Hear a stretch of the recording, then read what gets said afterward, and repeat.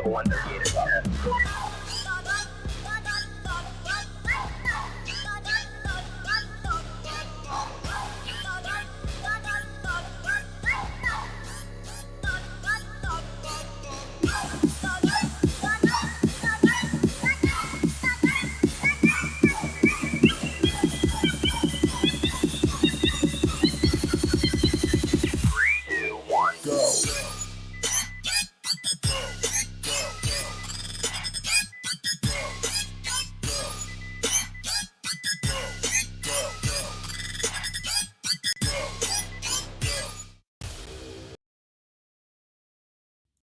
Hello, everybody. Welcome to the Paranormal Guys.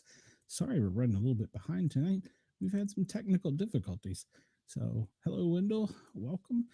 As some of you know, I'm still in my remote location, hiding in the Appalachian Mountains for the next few weeks until I get some things taken care of. So, we're kind of running on the backup system, but everything's running good. I've got my wonderful assistant, Cheyenne, to help me do everything.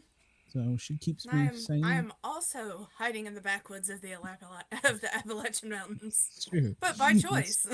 I hear you. I hear your frogs in the background. So, well, let's without further ado, our guest Adam is with us tonight, and oh, okay, Adam is with us tonight. Sorry, I'm okay. So. Sorry, I'm trying to do too many things here, Adam. Sorry, Adam is a comic book writer and editor. You've been on many productions and you've done a lot of different things. So tell us about it. And I'm going to disappear off the screen because I got to push a button. Oh, sure. Yeah, so I'm a comic book writer. I primarily do graphic novels. I've been doing that for probably about, I guess at this point, maybe about 10, 15 years. Yeah, and I've kind of run the gamut. I started out just in college, self-publishing mini comics with friends. It's just kind of a way to avoid the real world. We were kind of seniors and didn't want to acknowledge the fact that we're going to have to get real world jobs. So we figured, hey, let's just collaborate on something and do something. So we started making mini comics, kind of self-publishing them in like going to the school computer lab, printing out hundreds and hundreds of pages and stapling them on our dorm room floor, handing them out, selling them at comic shops from locally. And then that kind of evolved over time into like, getting short stories published in different anthologies. And then eventually, I had my first graphic novel published back in, I think, 2011. Yeah, 2011. And kind of took off from there. I've been doing it ever since. Wow. It's pretty amazing to start off at printing them off at school and selling them that way to where it is now. Yeah, I mean, it was really, it's one of those things where it worked because I didn't stop doing it. Like, like the friend who I was making them with in college, he, moved on to do other things. He was an artist. He became a graphic designer. He's done a lot of amazing things with that. And I just really wanted to make comics. So I just kept finding any person who would let me do it, like finding any artist who would be willing to collaborate with me, any publisher who was interested in my work. And I just kind of latched onto them and worked with them. And then eventually, my partner and I, we decided, what, this might be something that we could do too. And so we, about a few years back, I'm going to say maybe about 10 years ago, we went and we started our own publishing company, Read Furiously. And we've been doing that together where we've been, publishing our own work, but also featuring work from, I think at this point we have about 30 different authors that we work with. We do everything from, fiction to memoir. We do essay collections, poetry, comics still. It's really kind of been amazing. It sounds very, very reminiscent on how my fiance got started. Him and his buddies would have little powwows in the basement, drawing each other's comic book characters and creating their own stories, and then they all went off to do their grown-up crap, and he was just like, nah, I'm starting my life in comics. Yep. And sometimes that's really all it takes, is just that willingness to keep going with it. Yeah. The love for it, and the love for comics, the art for drawing, the art for writing. No, exactly. Yeah. And it's a great medium too, because there is such a collaboration between artist and writer, and you can do such amazing things with it. Growing up, who was your favorite comic, or what was your favorite comic, I should say? Um, I, I was always into Spider-Man and Superman. Those were probably my top two. I was about to I know say, for that's some reason, I pegged you as a Spider-Man guy. yeah, yes, yeah, no, I mean Spider-Man I think holds, a very special place in every, young person's heart just because he was one of like the first characters who really was of that age and Mm-hmm. you never really grow out of that love for him. I think that kind of travels with you as you get older, no matter what. Especially like seeing him in different iterations. Mm-hmm. I first discovered him reading the comics, and then in the '90s I would watch the cartoons. And then I got really into the Spider-Man video games, and then the movies came out, and you can always discover him in like a new medium that's always really fun to explore. Okay, so two questions here: Okay. I know Tobey one of these. Maguire, Andrew Garfield, or Tom Holland? Um, you know what? I actually say I, my wife actually makes a very good point on this. Um, if you watch the Spider-Man No Way Home, Tom Holland is actually the best all-around character in terms of he does Spider-Man really well. He does Peter Parker really well. Andrew Garfield did a great job as Spider-Man, but he wasn't a great Peter Parker. And Tobey Maguire was great as an adult. Like I Mm-hmm. never really brought into him as Spider-Man in the original Sam Raimi's movies, but seeing him as like that older, more mature version of Spider-Man, I think he really did a great job there. He like that was kind of like the perfect version of Spider-Man for Tobey Maguire to play. See, I felt like Tobey Maguire did a better Spider-Man, but like Tom Holland was a better Peter Parker. It's kind of like our debate on the different Batmans. Like I feel like Yeah, I really liked Ben Affleck, but I felt he played a good Bruce Wayne, whereas like Christian Bale played a much better Batman. I would agree with that. Yeah. Okay, and then so favorite artist then. Favorite artist? Ooh. I actually have to say Fabio Moon and Gabriel Ba right now. Um, I think uh, they can do some really amazing things. Not just with like Umbrella Academy, which is the book they're probably most well known for, but looking at some of the stuff that they've done, they have this really amazing book called Details, which is kind of about life in Brazil, and the way that they're able to capture like the magnificent in the mundane and the mundane in the magnificent. I really love how well they're able to capture that in their art, and I think that doing that is incredibly, incredibly difficult to do well, but I think that they do it in such a beautiful way. So I would definitely have to pick them.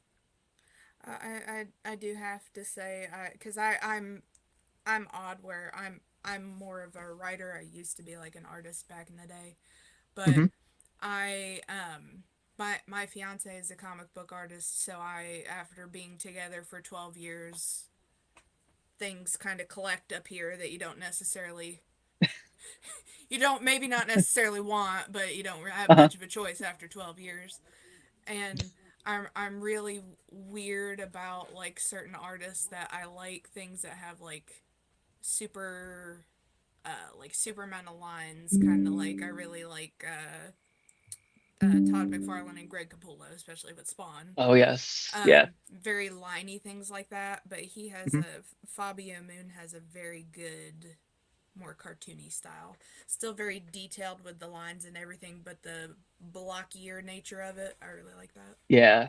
No, definitely. Yeah, and I mean McFarlane, he was drawing Spider-Man when I first discovered the character, so he definitely has a very special place. I think that what I forget what issue it was. It was the one where it was the cover was Spider-Man in kind of just like surrounded by the web. I think I had that in like the gold version, the silver version. I must have had every single version of that cover possible. I just thought it was such an amazing one that he did. And there's another one I can't for the life of me forget who did it. If I asked Travis, he would know.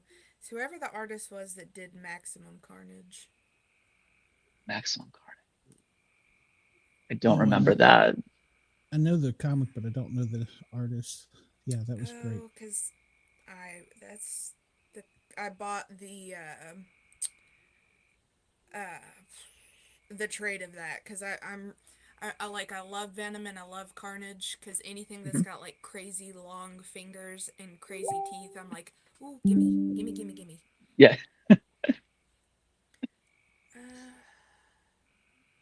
I Yeah, don't know. growing up for me, it was Spider-Man and then Batman, of course, and then Yep. later I discovered Ultraman.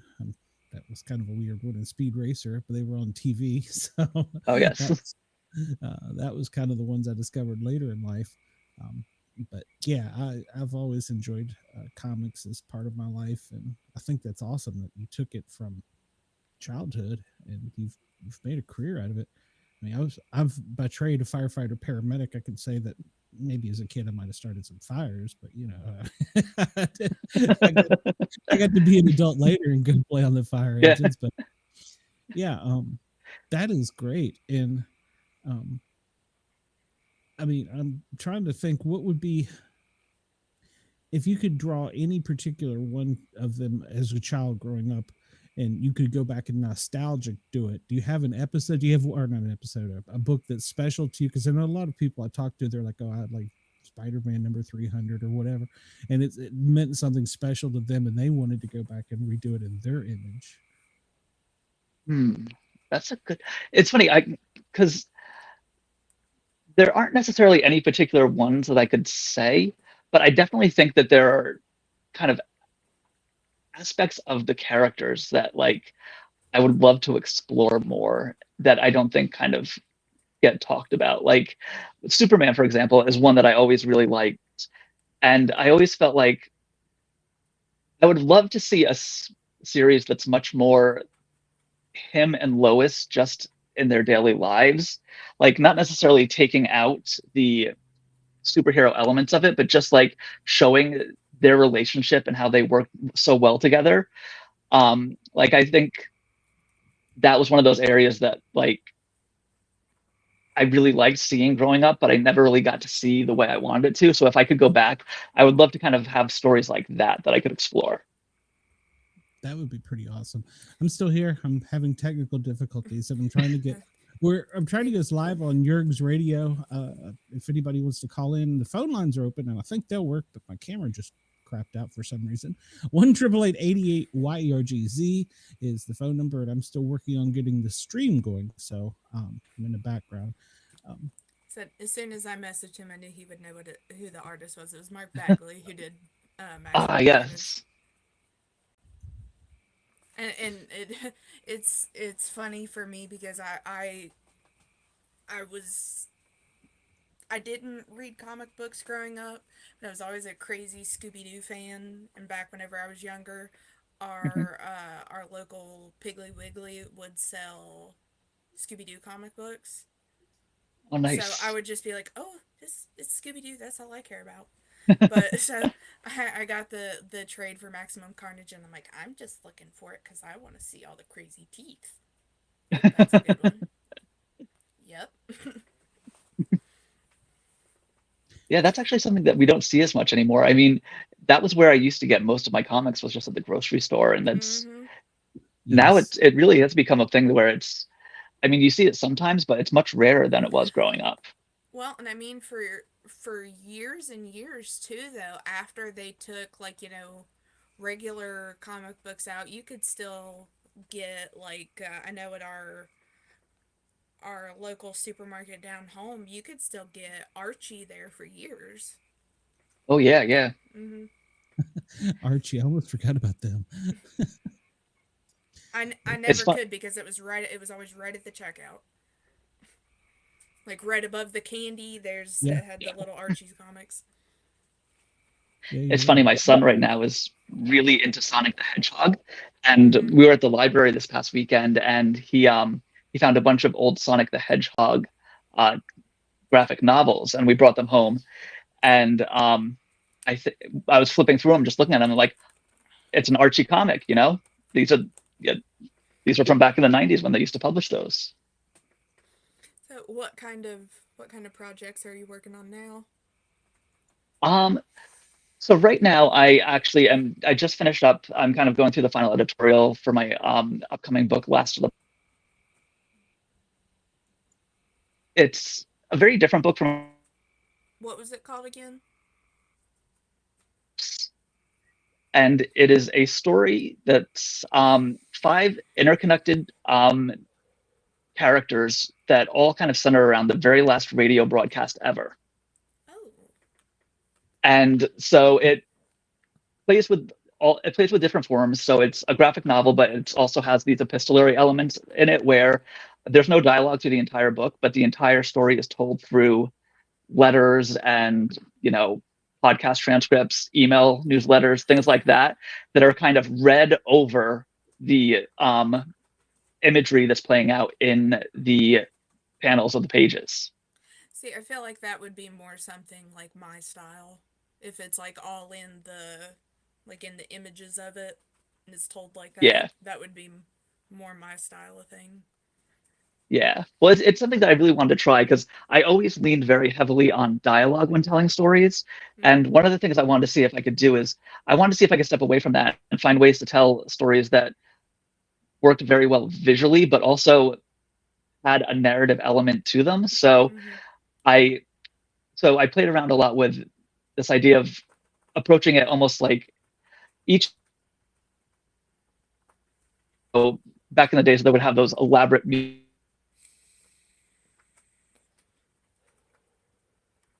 over it, and you would get these kind of like two different stories of the lyrics of the song and the visual of the story playing out. And I really wanted to see if I could kind of try and capture something like that within the panels of a comic page. That's really cool. I really like the idea of that. Well, thank you. Yeah. It kind of like you saying that kind of gives me like an idea that it would like be really cool if you could do that, like it not be like regular dialogue through the whole thing, but more like if you set it kind of in like poem or haiku format through the whole thing. I played with that a little bit. I did one of the chapters I open up where I tried to tell an entire relationship through just song titles. So I was thinking like if you could do it somehow with like song lyrics too, that would be neat. Yeah. So it's like I kind of started like, it starts off with the book of love, we found love, and then it ends with, love will tear us apart. And every single song title is one that has love in the name of it, but you kind of chart the course of like the beginning and the end of a relationship through that. That's a really cool idea. I think that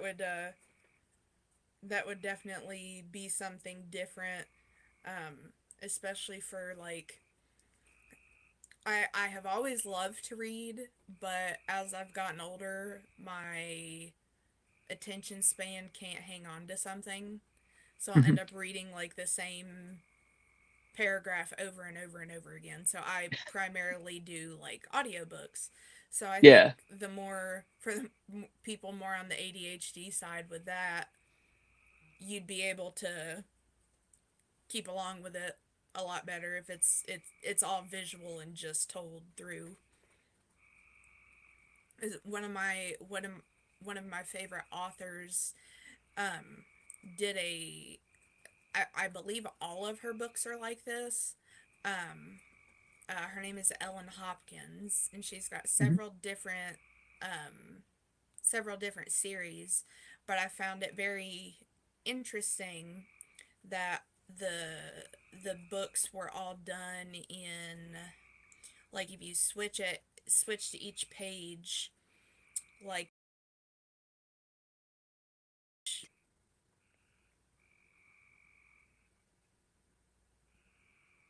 say something, Glenn. Is weird. Okay. I was just making sure that we could hear everything. I have no idea what happened. I have no idea. Adam, I apologize so much for this. That's okay. I have not ever had it do this. This is new. That's fine. No worries. It's live. What happens? I have one of her books here, and I think it's because the book looks like it'll be very long, but like one page is just that little big of. Oh, okay, yeah. I always remember there's one in like the second book of this series. It's in the shape of a T, so you have to Hmm. watch how you go along and read each of them, and they're Oh, cool. almost in the Crank series is based on her daughter dealing with addiction, and Hmm. it's all poetic how she's written it. There is dialogue and different things going on there, but it's very poetry heavy, and it's just so beautifully written. Yeah. And I think that's one of the great things too, is like one of the things that comics taught me is like playing with form is just, it can be just as much a part of storytelling as Oh like yeah. the words on the page. And I think that was one of the things that really drew me to comics more than any other thing, is just like you really get to play with like visuals as much as, text. And sometimes the counterbalance between the two, like having the text complement the visual versus having there be dissonance between the two, it really just adds so much. You, the possibilities are really endless too, because I mean I know like whenever I'm like Travis will have me come look at something, I'm like, well we'll do it this way because it conveys the scene better, and he's telling me that eyes and faces have to be posed a certain way to like lead to the next panel and everything, and I'm like, Yep. no, that's not the important part. People are going to know which way you got to read it. I said, but like there's so much more that has to go into like writing to convey an emotion or what's going on, but like in whenever you're drawing it, there's that like a big chunk of it that you can take out because you can express how angry somebody is just in that one panel than having like three paragraphs explaining it. Exactly. Yeah. But And but actually, I love everything that you're playing around with though. I think that's yeah. genius. Oh, thank you. Yeah. I remember reading once somewhere that someone said that comics is the truest connection that you can make with a reader, because with something like prose and poetry, you're limited to how well someone can interpret and visualize in their own imagination what they're reading. With something like film, you're limited to technology, what can be rendered on the screen. But with comics, because you can kind of go back and forth with the artist's work and I get it have to no be as idea close what's as going on. possible. I was just gonna run with it. Yeah. Yep. Yeah. One of the programs is not cooperating in the background. Can you all even hear me, by the way? It keeps killing my camera, apparently. So, Yeah, we can Yeah, hear we, you. we can hear you. Yeah. yeah. So, we're not on Jurgen's radio. So, anybody who wants to call in 1-888-88-YRGC, the phone is still up, but the program apparently does not want to cooperate tonight. And I think that's what's killing everything. So, Gotcha. I'm so sorry, Adam. So, we're not live on It's okay. Jurgen's radio, everybody. And I, We'll be all right. I mean, I don't know what I'll do with my camera. I'll fix that in a second. So, Jeff asks, "Is there any book or mythology I can't talk that you'd Pantheon. like to? That's the word that you'd like to Hmm. tackle as a That's a good comic?" question. That is Um, from Jeff. That doesn't surprise me. I think I think actually, I mean, my son has been really into Egyptian mythology lately, and it's one that I never really read about growing up. I was very into like Greek mythology as a kid, but learning the stories that as he's kind of learning them as well, I think it's a really interesting one, and I think that would be pretty cool to explore. I don't know how I would do it, but I think that might be It's fun. funny. I was thinking like the same thing. I'm like, well, you've got Greek mythology, but then you've kind of got you're heading into Thor territory, but like the Egyptian mythology would be very interesting. I got really into that as a kid with like, how the process of like how they make mummies and everything. And I Hmm. feel like it was a I think it was Moon Knight, a clip from Moon Knight that I saw that like that was the first thing I had seen, I think, that was more into Egyptian mythology. It had a Okay. really solid concept behind it. Okay, we're all still here. It had a very solid concept, just their execution of it wasn't as good. There's like the Okay. CGI that they had behind it kind of made it kind of crappy. But Yeah. Egyptian mythology would be very interesting because there's so much to play with there, and a, Exactly. a lot of interesting visual too that you can tweak and mess around with. No, definitely. Yeah. And I mean the fact that they have such a rich visual history already between, Mm-hmm. the imagery that already exists, you could really play a lot with that and have fun. Yeah, that's kind of what I was thinking. Like with like all the different things that they have in the hieroglyphics and all the different kind of stuff you could. That would definitely be a project to take on of all of Yeah, Egyptian mythology, but it'd be a very visually pleasing one. it would definitely. Yeah. Or even like if you went more into, or no, Greek mythology would be separate from what I'm thinking. I'm thinking Norse mythology. And Norse is more Thor, Odin, Yeah, that. that's what I was. It was just coming Yeah. back around to me. That's Oh, that okay. Greek mythology. But even if you did go into Greek mythology too, make your own different version of Hercules, I guess would be very cool. I don't know if that's already been done, but Jeff says Egyptian is sort of Greek in Babylonian, very administrative state more than the city states. I'm not sure I what he have means by heard that. that. I know what he's talking about. I feel like I have heard that. Especially with all um, the different little um, videos and stuff that are out there now of more like what explaining more about like Cleopatra's life and like what all King Tut had wrong with him, and like when they go back and uh like do the historical restoration of what he would actually look like. Poor guy. Jeff says gods with bureaucracy. Yeah, I guess pretty much. So Adam, the project you're working on right now, um, is it Yeah. completed already and out, or is it soon to be out? It it's soon to be out. We're kind of finishing the last editorial rounds right now, and so it'll be hitting shelves in October. So Okay. I'm very excited about it.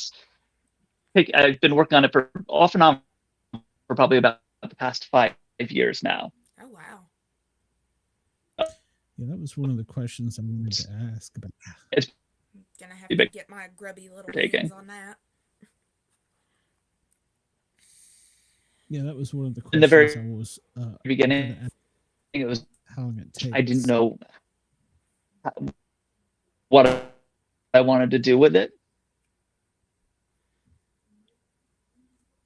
Yeah, I mean, this came up with the title before anything else. Like, I just, I the term "Last of the Pops" came to my head, and I really liked it because "Last of the Pops" is kind of a play on "Top of the Pops," the British music Mm-hmm. show, and that was always this idea of like, the best music of the moment, the most popular songs of the week, and "Last of the Pops" almost had this like, it was almost indicative of like the end of pop music. Like, what does that mean? And so I liked that idea, and I liked Mm-hmm. the concept Well, we're behind it. I already just didn't know what it there, was going to so. be. Yeah. So basically what I did was I just I created a Word document called "Last of the Pops," and I just kind of, it sat there for a while, and it became just like this dumping ground where whenever I had like a thought about like a specific song, or I was overthinking my relationship to a particular band, I would just jot down notes on in that document, and it just became this like massive Word document of you know my random ramblings. And over the course of a few years, characters started to take shape.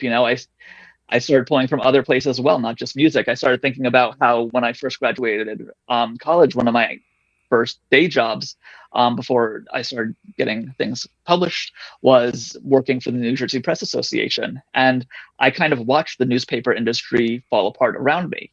And it was a situation where there used to be all these daily newspapers, all of these weekly newspapers that covered all the different parts of New Jersey, and they were just getting bought up by these big media conglomerates.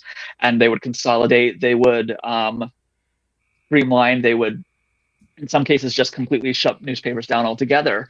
And so I remember not too long ago, I was driving somewhere with my wife listening to the radio, and the rattle came on in between songs of "This is an iHeart radio station," and I realized I've been hearing that term more and more and more, and I looked into it, and it was sure enough, this company iHeart Radio had bought up, hundreds and hundreds of radio stations all over the country, and they were doing the exact same thing that they were doing in the newspaper industry. So it reminded me of watching that happen in real time. And so that became one of the characters in the book, who was a DJ that, she was kind of at the top of her game amidst the height of radio. And as a result, she had a row seat to watch the actuals of these companies coming in and stripping down radio stations and cutting them down, and then exploring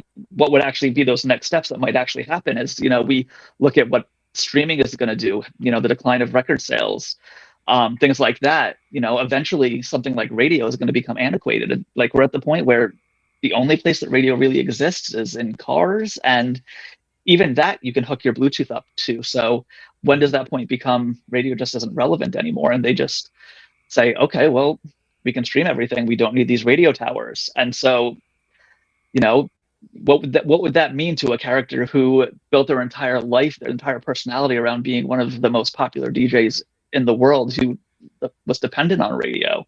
And what would that fallout be for her? How would she deal with that loss?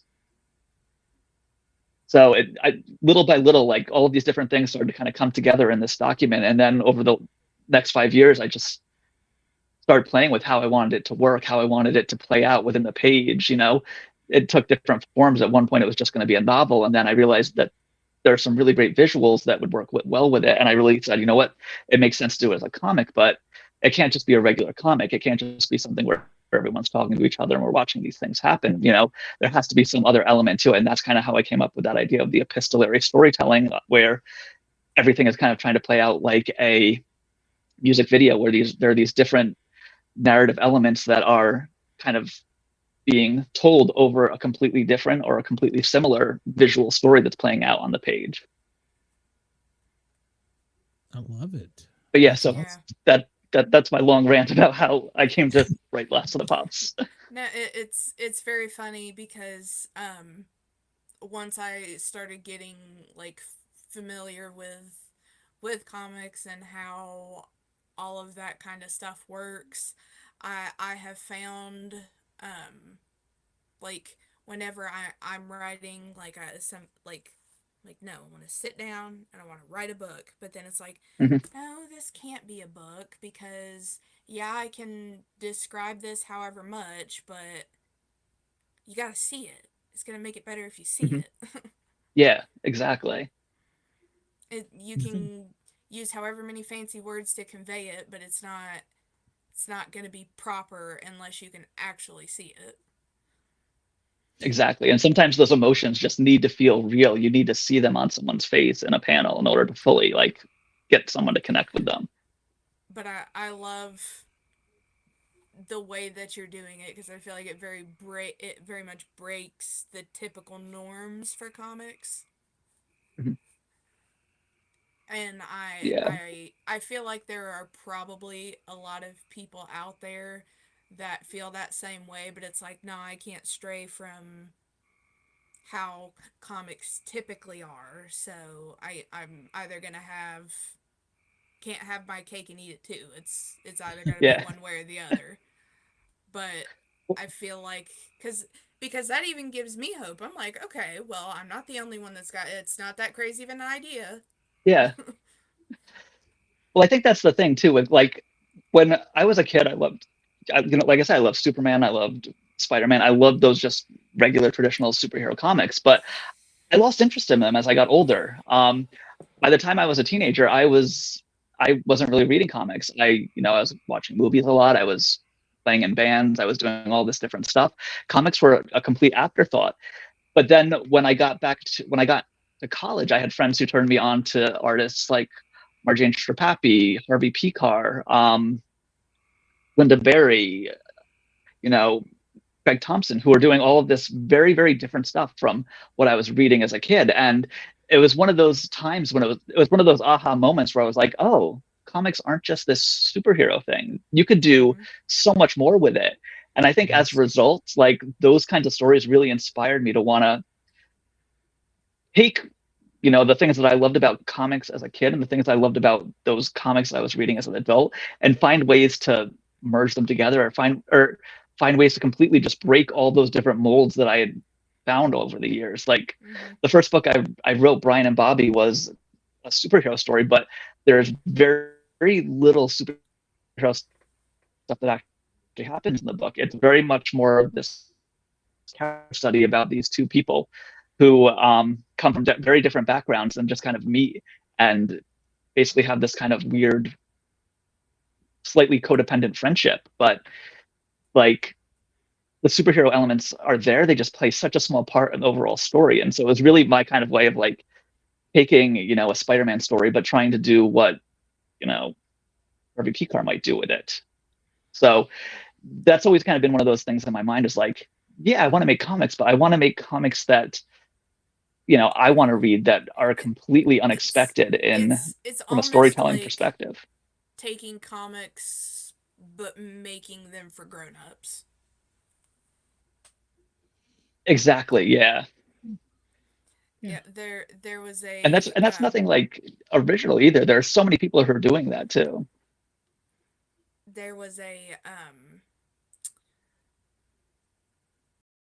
it was a web comic for a company called the Web Comic Factory, and it was something Mhm. the um it was just like a little strip that I think they put out every week. It was real short, but there were so many of them that they had done over the years. And it was kind of what first piqued my interest into doing something comic related. Because when my fiance and I got together, I'm like, okay, it's comic books, okay, Yeah.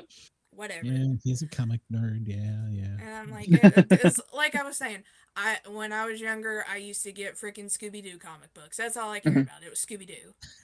Yep. So I okay, I've watched the Hulk. I've watched Iron Man.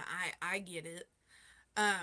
But I had checked out this strip that they had, and it was called Interrelationship, and each week was just a goofy little um bit about goofy things that happen in a relationship, and I was like, this is this is the stuff. This It's is the real. stuff I want to read. Yeah. Because whenever I like to have that, serious bit of writing, but maybe have like that dark goofy undertone, or it just be Mhm. something completely goofy altogether. Yeah. Because like I have 95% of a children's book written that is the night before Christmas, but it's in the perspective of my hamster. What? Yeah. That sounds fun. I That's for the interesting. longest time I had hamsters for years whenever I was living back home, and it's all from the point of view of like where my hamster's cage sat in perspective to my bed, and it worked out like a dream. It's pretty cool. And so that's like we have a couple of different friends that have their own like their own little studios, and they're like, well, y'all can send us something to go in like the anthology, and I'm like, I don't know if you want the stuff that I'm writing for your anthology because it's gonna be silly as crap. Well, I think How that was. Go ahead. no, I was just going to ask during the COVID period, how did that affect you or any of the writing you were doing? Because I've talked to some people and it basically made them laser focused. Um, I wouldn't say it made me laser focused. I mean, in a lot of ways, it made it more difficult to write.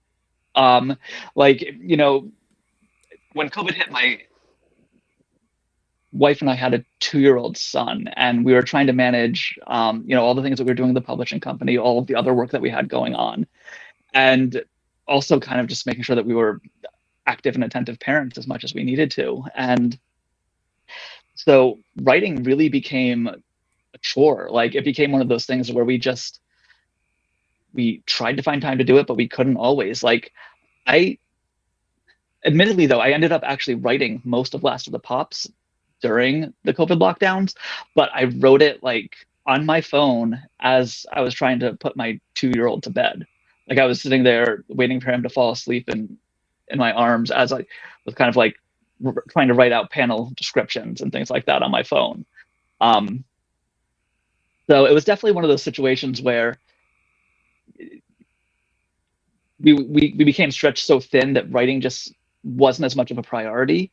But oddly enough, COVID actually was something that happened during COVID, I should say, was one of the kind of the linchpins that finally helped me figure out how I wanted to approach Last of the Pops. And it was a friend of mine, actually, who was a stand-up comedian, and he started a podcast during the lockdown called The Lonely Jukebox. And what it was apparently in our hometown, he found this one bar who had a jukebox, and it was one of those modern jukeboxes where instead of putting the coins in, you have to download an app, and you pay $1 on the app, and then you can pick the song to play on the jukebox. So during the lockdown, everything was shut down. Nothing, all the restaurants, all the bars in our hometown were empty, and one place forgot to turn off their jukebox. So he discovered this, and he discovered that if you go into the app, I think it was the Airport Pub and Grill or the Airport Inn or something like that. But the jukebox was still running, and so he started a podcast where people could call in, donate money, request a song, and the money that he made would go towards supporting wait staff and restaurant staff who were out of work because of the lockdowns. But then he would play the songs to this empty bar that even he wasn't in. So it's not like he was in there listening to the songs in an empty bar. He was at home, and the song was off playing somewhere where no one could hear it. And then, since he would stand up, he would have his friends come on, and they would tell jokes and they would talk. But all the while, he was putting together these playlists of songs to play in this empty room, basically. And just listening to those episodes, and like that whole idea of like a song getting dedicated to nobody, it really just kind of like clicked together. Like, one of the key things that I wanted to explore with Last of the Pops was like the idea of like what music does to people and the effect it can have on people, to the point where even a song that's being played to an empty room can connect people and have some kind of strong emotional connection for somebody. And I thought that was such a cool idea, even though that wasn't really the intention he was going for with the podcast. Just seeing that there really made me kind of want to finish writing Last of the Pops. And so whenever I was like getting frustrated or wherever I was having difficulty finding time, I would think about, what he was doing with the podcast. And I was like, okay, I can try and write one more sentence. I can try and do one more page. I can get a little bit further. That's really cool. Yeah, that's pretty cool. Yeah. Well, I mean, it's like it's going into an empty space, but yeah, it means something to somebody. So Exactly. That is cool. When you were saying that, my dad was a disc jockey, and so I grew up thinking about like that, talking about radio's dying. It's a dying form, and that kind of is a really cool idea because we're still playing music, but nobody's listening. But somebody wants to hear it. So yeah, that is cool. Yeah. But the fact that it's playing out there somewhere gives somebody just a little bit of happiness. Yeah, if it's a smile. Exactly. Yeah. And that's kind of one of the things I wanted to explore too, is like that idea of like nobody's listening to the radio, but would there still be someone out there who's playing a song just in case? And like, what could that just in case mean to somebody on all these different levels? So there's actually two of the characters in the book are part of a blended family, and they just move in together and no one's really getting along in the family. The new unit just isn't gelling, and one of the kids is going to go away to a summer camp, and the older sister offers to drive him. And as soon as they get across state lines, the older sister says, "We're not going on that road. We're not going to drop you off at camp. We're going to go try and find a radio station because supposedly one of them still exists." And so they end up bonding over trying to find a supposed radio station that's supposedly playing a song, even though at their point in the story, all of the radio stations have been completely silent for 20 years. Wow. That's pretty cool. I love that idea. I mean, Thank you. Equal parts, this. Yeah, it's like equal parts heartwarming, equal parts really sad. Yeah, like equal part, like Zombieland. Yeah, kind of. Yeah. We're gonna find that Twinkie. Well, that was the thing too. I wanted. Yeah. Well, I did want to write a road trip book too. That was one of the things like going into this. I was like, it would be really great if I could write a road trip book, because I always loved road trip movies, road trip books. I could never figure out how to do one. So I managed to, for at least part of this book, work a nice little road trip into the story. So I was very happy about that. That is pretty cool. Can't wait till this comes out. Yeah, I was gonna say. Well, thank you. When this comes out, you're self-publishing, but will you have it available anywhere else, or? Well, it's not self-publishing. It's going through Read Furiously, so it'll be available. They'll have it available wherever books are sold. I always like to tell people, ask your local independent bookstore to get a copy of it. But I mean, you can get it on bookshop.org, Barnes & Noble, Amazon. You can get it at whatever your book purchasing medium of choice is. Okay. Yeah, a local store. And that was another question I was going to ask. I'm sorry, I've had all these difficulties. What are your thoughts on comic book stores? Do you think, I don't want to say they're dying, but I see fewer and fewer of them, even though there's a greater selection of comics available. See, I think one of the difficulties with the whole comic book shop situation is that there are different types of comic book stores nowadays. And the thing that I found is, there are comic book stores who are very much like the ones that I grew up with, where they have, the latest Marvel and DC books, and that's kind of it. That's what they were successful at selling for so long, and they can't really figure out how to change course. And then there are comic book stores that are very much kind of community centers, like the local comic book shop that I go to, Final Boss Comics, over in Lawrenceville, New Jersey, which is an amazing place. And I highly recommend anyone within driving distance goes to visit them. But they have so much available, not just in terms of like what they offer, because Floyd and Griffith, the guys who run the shop, have incredible taste in comics. So they will have not just the traditional stuff that you expect to find in comic shops, but so many undiscovered things that like you might not know about, that it's always incredibly fun to just browse through the shelves and see what you find. But they also just do so much within the community. Like they do huge events for Free Comic Book Day. They have book clubs. They have they hold gaming nights. They hold all these different things, and those are the stores that I really see thriving. Those are the stores that, like, the ones who kind of understand how many people there are out there that are interested in comics, if you're just willing to kind of give them a space to explore it. And, they're the ones who kind of put themselves out there, not just to sell comics, but to kind of be a welcoming place for anyone. Because comics was, for a long time, comics was a medium for outcasts. That's how comic book shops used to be. Yeah. And it's the fact that there's still those stores that are doing that, like, they're the ones that are succeeding. So we are seeing kind of a lot of comic book stores fall by the wayside, but the ones that are staying are the ones that are really kind of true to that idea, and they're the ones that are going to be around for a very long time. I hope so. Yeah, I live in Atlanta. Normally, I'm in Knoxville, Tennessee now, helping my family out. In Atlanta, there's probably maybe a half dozen, and if I count that's a stretch. And here in Knoxville, I don't think there's but one.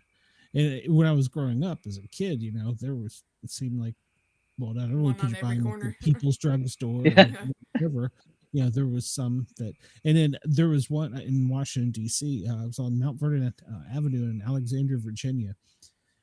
That place was like going into somebody's closet. I mean, it was a little tiny place. It was packed, and that was where I first discovered UK comics. And they, like you said, they had all kinds of stuff, comics I'd never seen before. I'm like, what is this? So Yeah. That's kind of how the one down home is. It's like right above an antique shop. And Oh, granted, you nice. walk up there and it, instead of like looking in someone's closet, it's like you're looking in somebody's attic that's yeah, got the boxes and boxes and boxes upon boxes for you to look through. But then they've got all these like vintage toys and games and different things that you can yeah, get. Whereas I think so many of them now are more about like the collectibles and stuff. Hmm. Because there used to be one on Main Street where I thought it was really neat that they had or before they merged with the other comic book place that came in, they specifically only held like the newest, most current comics, and then you go in the other room and that was all for tabletop gaming.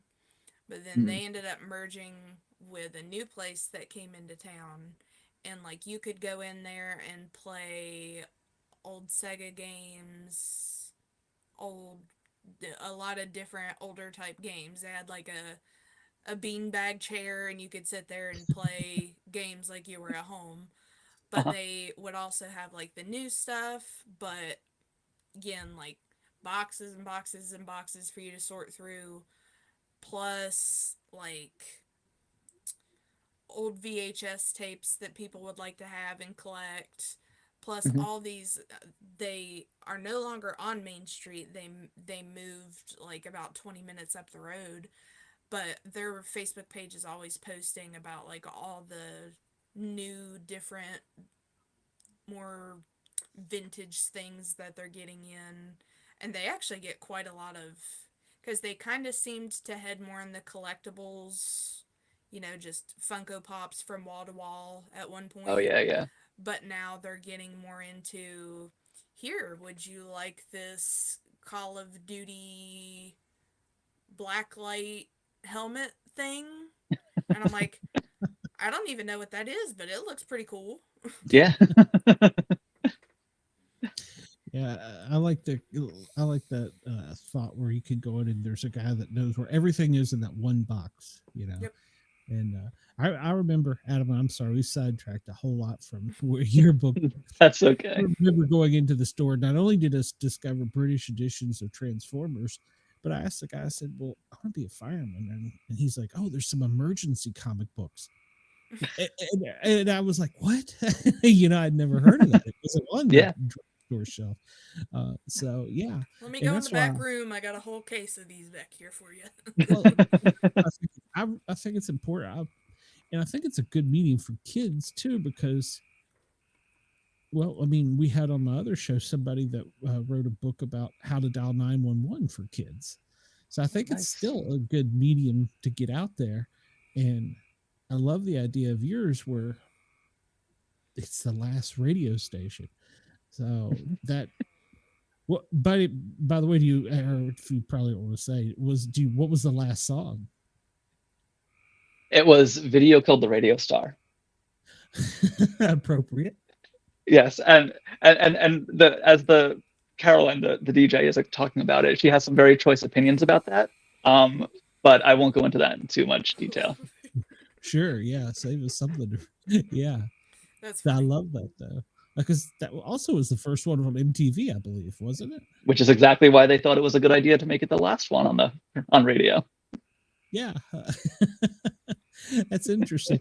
Yeah, And she's just over but here like, God, I freaking hate this song. but so what is a world like without radios?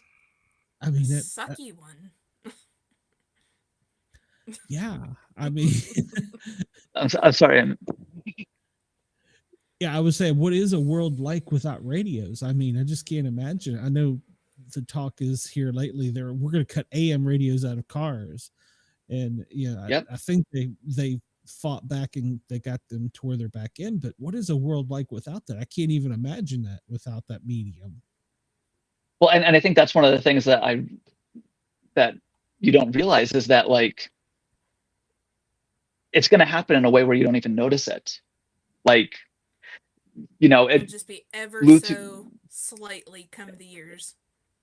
Exactly. Yeah. It'll be a situation where there's this gradual fade out, and then all of a sudden,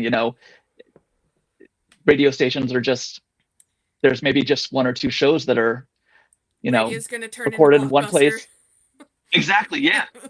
And then, before long, it's just a bunch of radio towers that are really just being signal boosters for one station that's kind of stretching out over everywhere for syndicated programs. And then, they're just going to switch over to a streaming app, and it won't even matter, because at that point, anyone who would have been listening to the radio will have already switched over to, using their phone in their car and not really.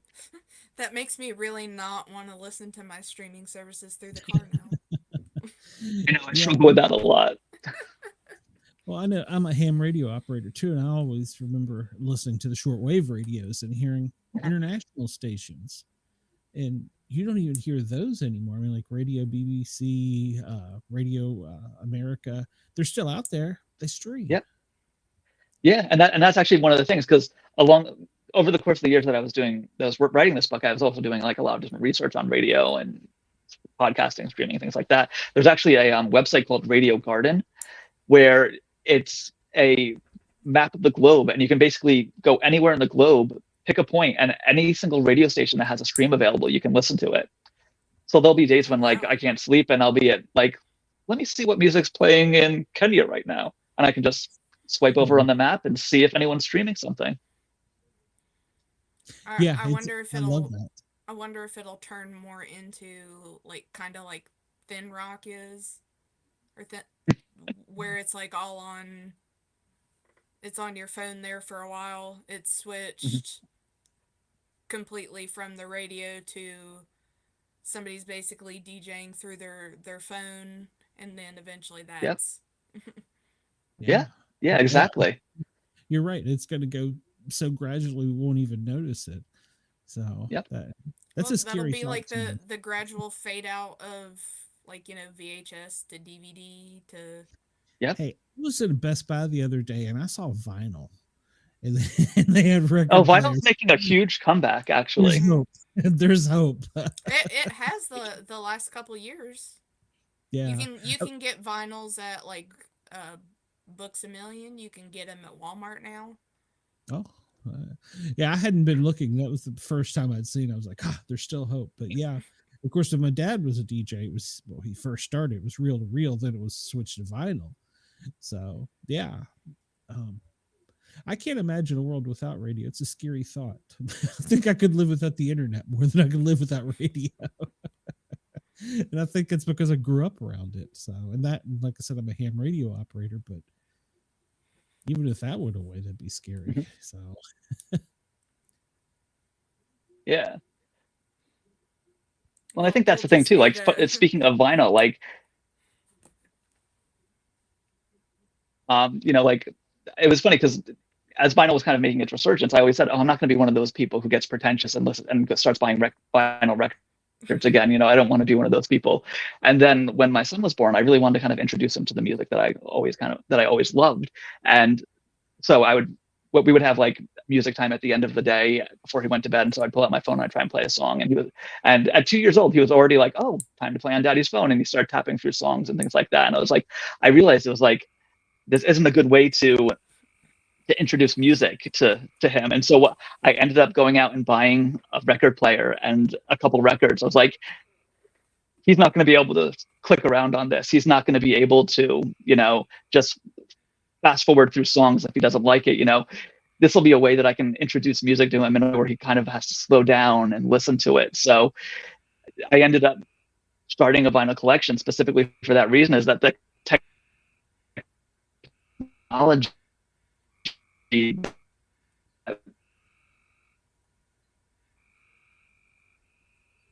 streaming, as great as it is, there's that downside to it where it doesn't it changes like allow him to I had to kind of take a step back and do it in a way that was much more analog technology again. I like that. I like that approach. And yeah, I mean, well, when I was growing up, it was like I remember my first CD. So I'm showing my age here. Yeah, I remember buying my first CD, and they were new. So, yeah, of course, I worked at. yeah. I'm No, guilty. I do too. I was just gonna say I'm guilty. I worked at a Radio Shack growing up there in high school, so and they went away. Yeah, but I mean, I was yeah, but yeah, I was born of an age where I think I watched 5 different mediums for music come and go. I was born at the very tail end of vinyl when my parents still had a vinyl collection and an 8-track collection. I lived the entire lifespan of the cassette tape. I watched CDs kind of come and go, and now I'm in the midst of the streaming era. So there are albums that I have in many different formats because of that. Yeah. Here at Mom's house, I've got a whole basement full of them. So yeah, exactly. And I love the app Radio Garden. I use that at night too when I'm and find a station. So I'm hung up on Key West music right now. There's a station in Key West very that nice. just is Caribbean music, and it's out of Key West, and it's pretty cool. So that's the one that puts me to sleep now. But nice, I'll have to check that out. That's me with my Native American pan flute music at night. Well, that's good. Which is so funny because my mom had a pan flute CD. She still has it, that she had whenever I was a kid. And I used to hate going into her room at night because I thought it sounded creepy as all get out. And then I'm like, I've got to find something to listen to go to sleep. And I love like Celtic women and that radio. Oh yeah. But I'm like, oh, okay, they're singing too loud. I can't. I'm gonna end up start singing to some of these. I can't. And then I go to the Native American music, and I'm like, dang, I really like this. I'm turning into my mother. This is all pan flutes. That's sad revelation when you're doing that. And you've got kids, you understand it happens. So. Adam, I don't want to keep you all night, and I do apologize so much. I don't normally have these technical difficulties, so I don't know what the heck is going on. No worries. So I may ask you to come back, and we'll do this again. And but I do have one last question for you. Since we're a paranormal show, have you had any paranormal experiences or seen Bigfoot? I have not seen Bigfoot. I do have an uncle who insists that he saw him out in California many, many years ago. But paranormal experiences, I don't really have any official ones, but I will say that we have 2 cats. And when my wife and I first started dating, we had an orange short hair that ended up getting very sick and passing away. He was a nightmare in the most loving way possible. But he was a troublemaker. He would find different ways to destroy things, and in ways, scratching the car.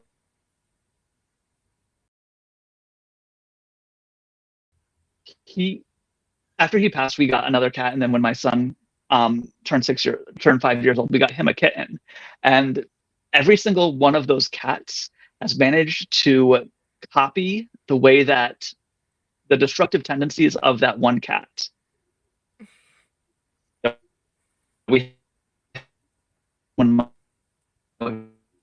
I first started. He's teaching them the ropes. So my wife insists that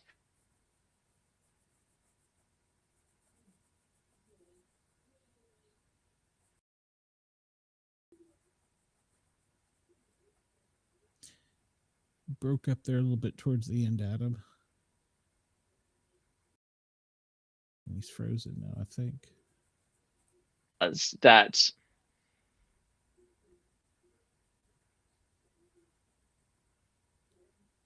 and our cats would do, our new cats do the same exact thing. So I don't know how. Just his it's not the most exciting paranormal story. His exactly. Yes, it's not the most exciting paranormal story, but it doesn't have to be. So I mean, exactly. You don't have to scream at every single one. It's not like they have to be a horror story. Yeah. He just pops in and is like, hey, you know what's going to really get under their skin? Why don't you do this? Well, you say that, and exactly, yes. You had a dog that would scratch her butt on the end of the bed, and when she passed away, and she was a big dog, like a Labrador, you'd feel the whole bed shake. And my wife and I swore that we've been laying in bed, and we felt the bed shake like that. We're like, Oreo. There's treats out in the kitchen. Come on, we're trying to sleep. Leave us alone. Yeah, exactly. Yeah. Adam, I'm gonna let you we kept you a little bit longer because of the technical difficulties. Oh, that's okay. When the book comes out, hit us up again. We want you back on. Well, absolutely, that'd be great. And that is such a fascinating subject. It almost scares me, the thought of the end of radio. No, but yeah, hit us up, and we will get you back on the air, and hopefully it'll be a better connection than this. So. Awesome. I definitely will. I look forward to it. Yes, sir. Adam, thanks very much. Have a good night and stay safe. I know you had some storms headed your way, so. Yep. Luckily, we're so far so good. Fingers crossed it lasts the night. Good deal. Good deal. Yes. All right, well, we will talk to you soon, Adam. Thanks again. Thank you. Excellent. Thank you guys so much. Yes, sir. Bye-bye. Bye. Let me hit a button here, and I don't even know if I need to hit a button, but I'm going to hit a button.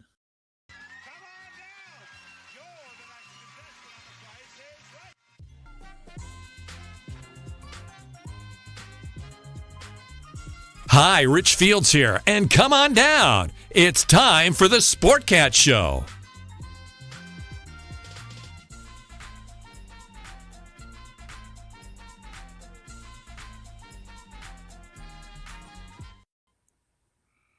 All right, Cheyenne. I see that Syren is backstage, so let's bring her out. Already? Yeah. Okay, Syren, we can see your screen, but we can't see you. Your camera's not on. Let's see. There we go. There you are. You're hidden. You're hiding. Syren, how are you? I know we've tried to get a special show, and then we've tried to book you in, and I'm glad you're finally here. You've got a lot of cool stuff to tell us about your life, wrestling, and even some paranormal. So kick it off. Tell us all about stuff. I'm excited. So wrestling, I started training in 2000 in Georgetown, Kentucky with Chris Hayes with the Mountain Wrestling Association. I trained there, and they shut down for a little while to move to Mount Sterling, Kentucky. And when they shut down to do that, I started traveling with Jillian Hall, and we traveled all over the whole East Coast, everywhere. And when they reopened in Mount Sterling, I said, I can be here this Saturday, but not this weekend or this weekend. And they said, well, if you can't be here every weekend, then we can't use you. So I said, well, I guess I'll just have to go then. So I just continued traveling everywhere, had a lot of fun. When Jillian went to the WWE, I teamed up with Malaya Hosaka and started wrestling with her all over. Had a really great time. Worked for many promotions. Last year was in Alaska on the Air Force bases with the World Wrestling Association with the Legends of Wrestling. So that was a lot of fun. Some really good times over the years. What made you want to wrestle? Well, I graduated high school and I wanted to go into radio broadcasting. So I went and applied for financial aid and everything. And that got turned down because it was only a 2-year program. And my family couldn't afford to actually pay for me to go to college. So I was just kind of stuck. And I was going to wrestling shows every Sunday night. And the announcer came out and he goes, "Do you want to be a pro wrestler? Call the hotline." I was like, well, what else am I going to do at this point? So I went to wrestling school. Wow. What is wrestling school about learning just the techniques and moves, or is it also the acting? Well, acting's not right, but putting on that persona. Right. You have to like come into your character a little bit, and I was always the bad guy or heel here in Kentucky, and I'm very soft-spoken. So that was very challenging for me. I was only a heel here in Kentucky. Everywhere else I was a baby face. So I would have women here reaching over the rail, grabbing me by my hair and pulling me over the rail because I smacked their favorite wrestler. They would be waiting for me with cups of water to splash on me as I walked to the ring, just different things. But I would get them fired up too, especially in Kentucky. I was able to be really mean. I would go to the ring and teach them how to brush the last tooth they had left in their head, things like that. Oh gosh, I love it. There was always a way to really get to people. I love that. You start messing with their people, they're going to start trying to mess with you. That's right. So you have to learn to try to do things where you don't get hurt. That's really hard to do with wrestling. I've had 5 concussions and a bruised kidney. So, I mean, there's just no way to fully protect yourself while doing it. I think that's the thing, too. A lot of people don't realize that you can legitimately get hurt. Definitely. Yeah. We had Miranda Maverick on, and I'm not sure if you know who she is, but she's ranked 14th in MMA flyweight. And she was going to cross over and was doing the wrestling training. And she told us, she says, "I'm going to stick with MMA." She goes, "There's too much of a chance to get hurt over there." It's and very different. I thought that was so odd because she's full contact getting punched in the face, and she's like, no, it's a different world over there. So I would initially think that MMA would be more hardcore. You would think. I mean, I was powerbombed through a table, so she wouldn't be powerbombed through a table at any point. That is true. So it sounds like fun. How high is the top rope that you're coming off of when you come off of it? Was it? It's pretty tall. I mean, I got really nervous coming off the top rope. I mean, I would come off the top rope if I was against a man. The one time I actually came off the top rope, I did not want to. It was a concrete floor. So if anything went wrong, I would have probably died. It's really high up. I would say from the floor, it's at least 7 feet. Oh, wow. Yeah, I mean, from the TV perspective, it doesn't look that high. Wow, no. That's higher than right. Yeah. I was thinking like 5 feet, maybe at max. Yeah, you do have different rings. This particular ring was about 7 feet to the top rope from the floor. Yeah. Wow. And that wasn't the one you were powerbombed from, was it? It actually is, yes. But I was powerbombed through the table in the ring. So the table was in the ring. Okay. And then he put me through it. It was okay until the table, when it split, a piece of it came back and hit me in the face.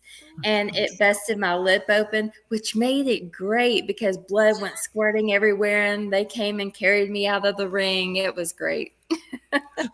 Great made TV, for a good show. Just a little less great for you. Yes. Well, I'm a paramedic, and they always say the party doesn't start until the medics show up. So there you go. Wow. And I love your line about riling them up and brushing their one last tooth. That is, God, that is great. There was always a way to get them worked up good. Did you have any signature moves? My finisher was the swinging neck breaker. Okay, you're gonna have to explain that one for me. I don't know what that one is. So I would kick them in the gut so they were doubled over. I would hit the rope, come back, and twist and down. So I would twist their head and then drop them. Wow, that's incredible. Would it? So the visual that I'm getting from that is that similar to Randy Orton's? It is. Yep. You got it.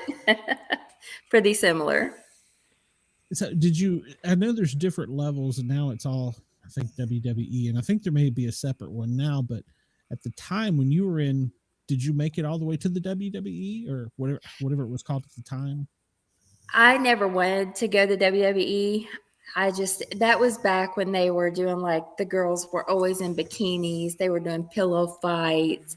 It wasn't really wrestling for women back then. So I never had any interest in going. Okay. Less about kicking butt, more about being sexy. Yes. I'm not going to try and guess your age, but I'm thinking it's probably about the time that MTV got involved with wrestling is what I'm thinking of. That was right after I stopped wrestling in 2005. I got pregnant with my son, and I was actually I was good friends with New Jack, and we were actually getting ready to fly to California to talk to MTV about everything. So it was right before that. Okay. Wow. And then you could have added your love of radio broadcast in there. So. Oh yeah, definitely. Did you ever get a chance to do any broadcasting by any chance? I did not. After I had my son, I was a stay-at-home mom for 8 years, and then I went back to work and became a licensed optician. So I've done glasses for years now and work from home now for the largest lens and frame company in the world. Wow. So you don't punch them in the face, you fix their eyes. I love it. So. From one extreme to the other. I'm also an ordained minister. All right. Wow. Gonna need to get you a new pair of them. Yeah. I'm not sure if you heard our first guest, Adam. We were having some technical difficulties, but he's writing a comic book talking about the last radio station, the end of radio. Yes. And when you came in saying that, I was like, wow, that's a great tie-in. So. Right. Definitely. I loved radio. My family was a country music band growing up, so I've always been involved in music. My husband is a death metal singer. So, I mean, wow. I love music, always been involved in music. I would have never guessed that from you. But then again, I don't know that I could imagine you punching somebody in the face and doing a move. That has to be so, I don't want to say liberating, but fun. She said outside of Kentucky, she was a baby face. Yes. But with the accent, I'm sure you melted hearts. So. Oh, gosh. I would go to Chicago, and we wrestled in this building that had a balcony, and all the guys would stand up in the balcony and laugh at me when they would put me on the microphone. And they would always find a reason to put me on the microphone so they could laugh at me because of my accent. It's cute. Y'all are just jealous. That's right. I was a flight medic, and we'd go fly up to like Michigan or Canada or somewhere, and they'd be like, just talk. And I'm like, what? Yes. I'm like, what the hell are you talking about? I don't have an accent. Y'all are nuts. You have the accent. It's funny. Yeah. I had a coworker at one point who was from Virginia, and her accent was especially different, and I would just be like, just say whatever, because I just like it. Yes. And so you went from beating people up to now you're an ordained minister too? Yes. What the heck? How'd that happen? So my sister is transgender. So I had 3 brothers. One is transgender, so she is my sister now. And when everything started happening, I wanted everyone to be able to have the right to be happy, you know.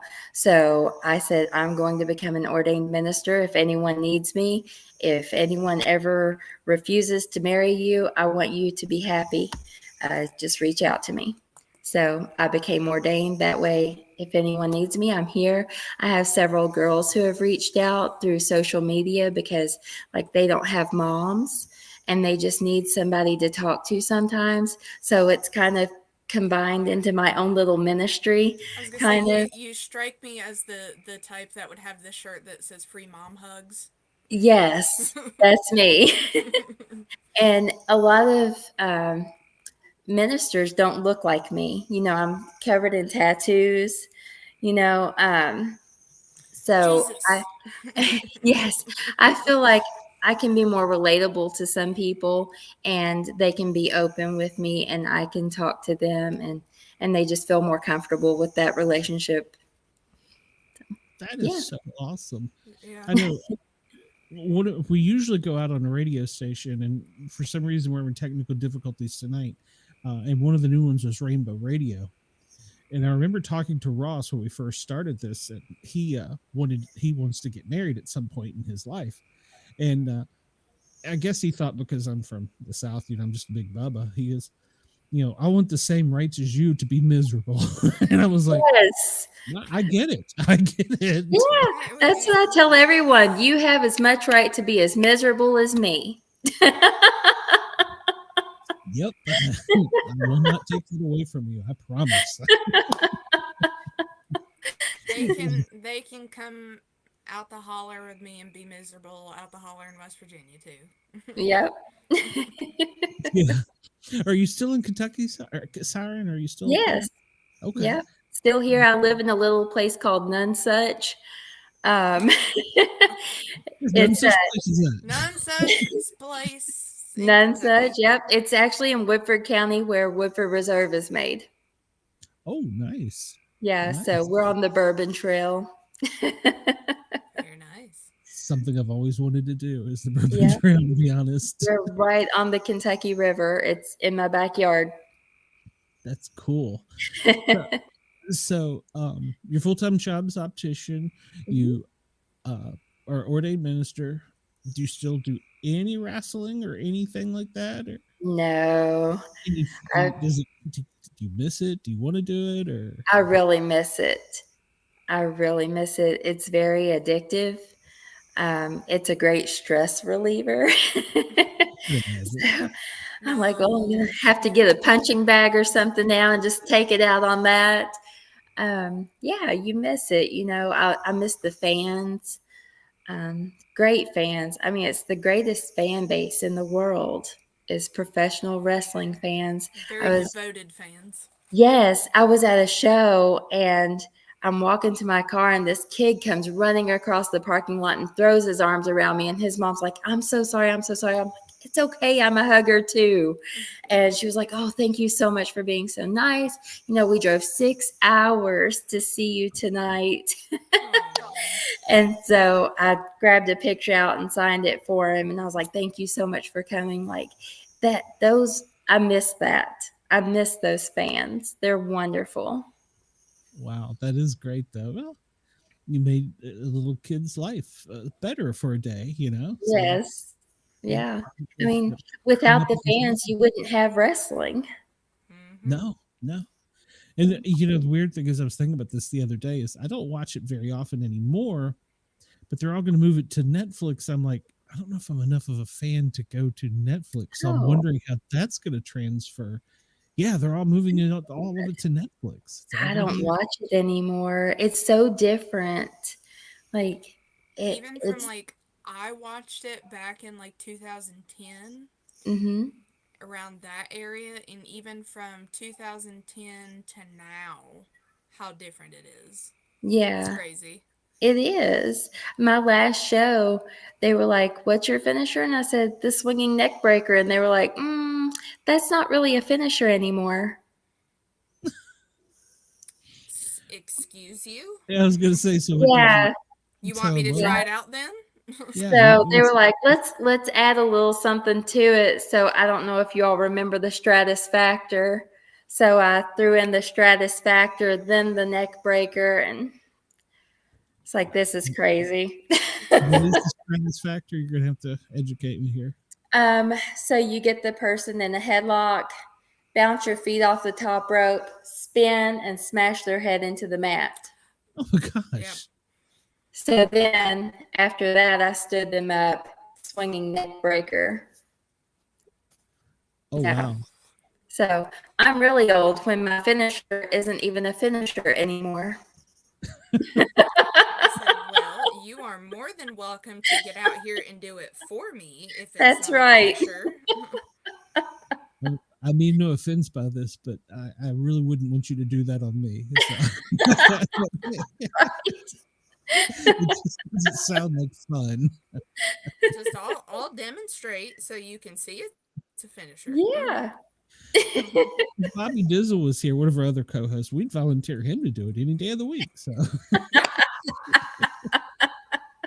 It's a lot of Always fun. available. he drops in and helps us co-host occasionally, and he's always said that he's done some martial arts training. He'd love to try and get in the ring with somebody else and try it, and he's like, but I just lay on the ground in about 20 seconds. I can drop some elbows. Yeah, I would just run around the ring until I couldn't run anymore, and I'd be like, okay, you won. Oh gosh, I'm so old now. I would probably run out of breath. 2 laps around the ring, hitting the ropes a few times. I'm done. I just turned into one of those where you just jump out of the ring and start running and heading to the back, and they're following you with the camera. I'm like, Yes. no. Yes, stop following me. I'm done. You get to travel all over the world doing this, or just all over the country, or? I went around the country. I had a chance to go to Egypt. Oh wow. But they ended up taking a girl who was the girlfriend of one of the wrestlers because she would go for free. So I missed that opportunity. Yeah. Nothing's free. I'm not getting beat up for free. Sorry. Right. And missing that much work. I can't pay my bills with exposure. Right. Yes. That's like when you get hired with a company and they're like, oh, we're only going to pay you this much because we have great benefits. I'm like, benefits don't buy groceries. Yeah, I was going to ask, what are the healthcare benefits of being a wrestler? Right. Gold plan. 0. Gold plan. Sometimes you get paid with a handshake and a hot dog. Oh God. So in a room temperature beer. Right. At least sometimes it's a pitcher. Well, Where's my bendy straw? I'll take the PBR can at this point if that's all I'm getting. Yeah, it's funny. So many different places like that are like that now. Yes. When it comes to their benefits. Like, I love my pets and all, but pet insurance isn't really an incentive for me to work. Right. Yes. Their credit is good for pets. Yeah, my wife works at an insurance company, and that's one of their new things. I'm like, what? You pay $35 a month so that my dog can get a teeth brush once a year? I'm confused. Right. I'm so confused by this. Maybe I'm just getting too old. Yeah. No, even I looked into it even for ours, but pre-existing conditions. Right. Well, yeah, that's how mine would be because I have a white dog. So he has like allergies. He's on allergy medicine. I would never be able to get him insurance. I looked into it for my dog has the both of sugars. Yeah. It's his sugar. Ours at the time, one had diabetes and the other has seizures.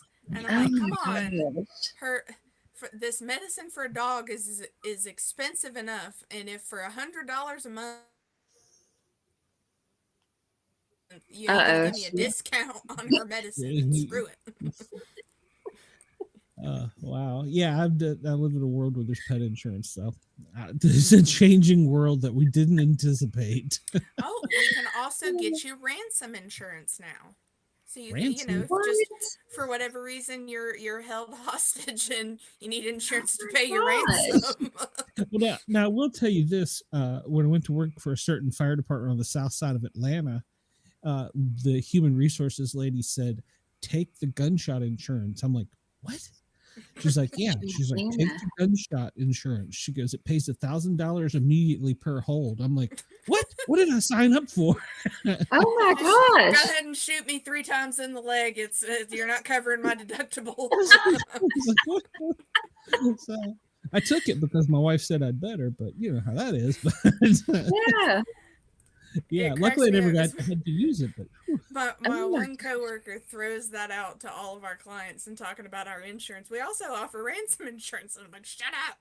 We don't gotta tell them. Yeah, well, I guess in a bank world that would be a thing. So where's I'm like, we don't Yeah. live in DC. I don't think we have to worry about that. Come on out here to Nonesuch. Yep. What's the name of that too? Good luck finding it. I tell everybody, if you feel like you're lost, just keep going. There's a You're place in almost Georgia there. called Between, and it's between Athens, Georgia, and Atlanta, 2 big cities, and it's called Between. Well, the place where I grew up was called Hometown. So Hometown was my hometown. That's pretty good. Interesting. You get like, no, where are you from? Like, no, I'm from Hometown. Syren, did anyone else in your family do this, or were you I don't want to say the only crazy one that liked to get beat up? I was the black sheep of the family. She liked to That's be to the say, one what did your doing the parents beating. say about you come home and go, "Hey, you can't afford to pay for college, so I'm gonna get beat up." Well, my parents were a lot older because my siblings were 16, 20, and 22 years older than me. So by the time I came along, my parents were just done. Just go So, run, Do whatever you play want. tennis. Just don't do drugs. Stay out of pretty jail. much. When I graduated high school, I weighed 97 pounds and went home and told my mom I was going to be a wrestler. And she said, "There's no way you can do this." So, of course, I had to prove her wrong. I was gonna say, yeah, that was She it. just looks at your dad and is like, $30, it lasts a week. Right. See, this is all your fault. Well, the trainers tried to make it only last a week. My first 2 weeks in training, they dropped me on my head and gave me a concussion, tried to get me to quit. They didn't want to train a girl. That's crazy. Yeah. So they just taught me the very basics, what they had to teach me, and I wouldn't give up. So they had to finally just teach me the basics. And then when I started traveling with Gilliam, when they shut down and moved, it's when I really started picking up things and more moves and everything. That's so cool. We had Emma Diaz. Is that correct, Yep. Cheyenne? Yeah. She was just cut from NXT, and she was talking about the training and how difficult it was now. And she's training down in Miami. I think she just changed her name and she's something else now. I don't know. That seems to be the trend, but Yeah. And that's what she was talking about. The training is that they don't want to train like, Yeah. So Yeah. well, and then, so I was going to say, and I know life after wrestling for a lot of people, they go and they write books, they do comic book. There's a couple that are comic book artists. Mm-hmm. Here in Knox County, Tennessee, the Big Red Retard is the mayor. Kane, right? Yeah. That's his name. Yeah, he's the wrestler in Knox County, here where my family is. So yeah, that is just. Did you think about this when you were doing it? What am I going to do after this? Not really. No. I never really planned on having kids. I think my son is actually on here listening. He knows. He knows. Sorry, Kurt. Sorry, son. We were going to drop you on your head and go out. So. Right. I never really planned on having kids. It was a huge surprise. So until that happened, I just thought I would keep wrestling, and that would be my life. So I tell him all the time, I'm like, you saved my life because I may be dead today if I hadn't had you. Oh, and that's true. Yeah, it's a hard life on the road all the time, and you eat junk all the time and get hurt. So who knows? You can only sustain so many concussions before. Right. But on the same hand, it's not easy being a mom either. So no, it's not. So I mean, I've got a grandchild or 2 grandchildren, and one on the way, and I'm now like, nope, they're yours. Right. Take them. I had my fill. I done dealt with all you all. You take them. My Right. son called me when we found out he was going to have a boy, my second grandchild or third grandchild, and he goes, "Dad, how did you do it?" I was like, "What do you mean?" He goes, "How did you not kill me?" I was like, well, there could have been some bourbon involved. Yes. So, well, let me ask you this one, son. You ever wondered why you turned out the way you did? Right. Oh, my son's going off to college this fall, so I'm like, okay, I'm done.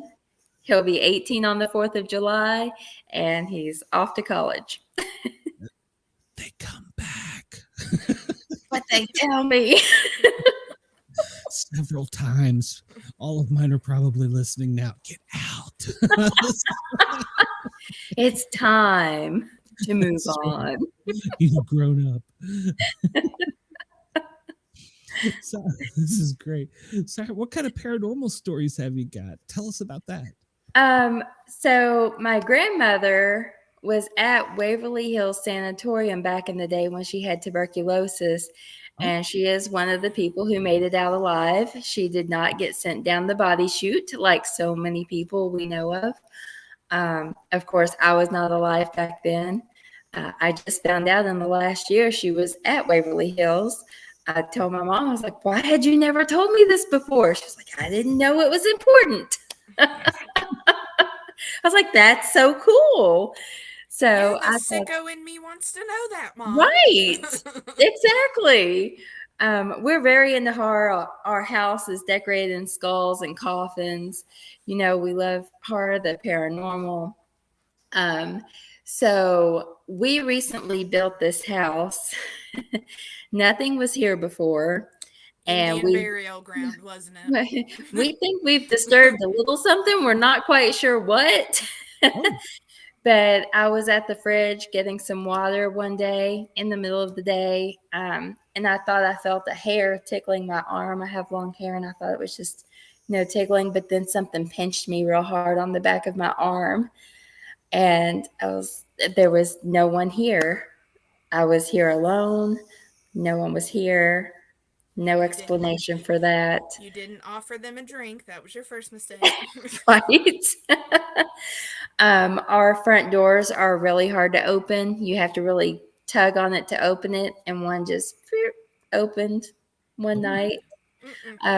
We see things kind of cross the deck when there's no one outside. So something's going on. We're just not sure what. So Mothman was just coming to visit. That's all. Maybe. So if you meet any investigators in the area, send them to Nonesuch.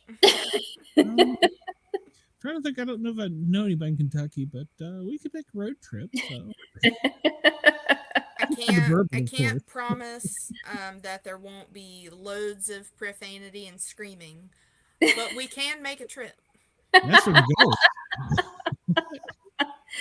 Oh goodness. Does that freak you out? Does it scare you or? Not really. I mean, it was a pinch, but no real harm was done. So I'm more intrigued by what's here and what's happening and what happened here before.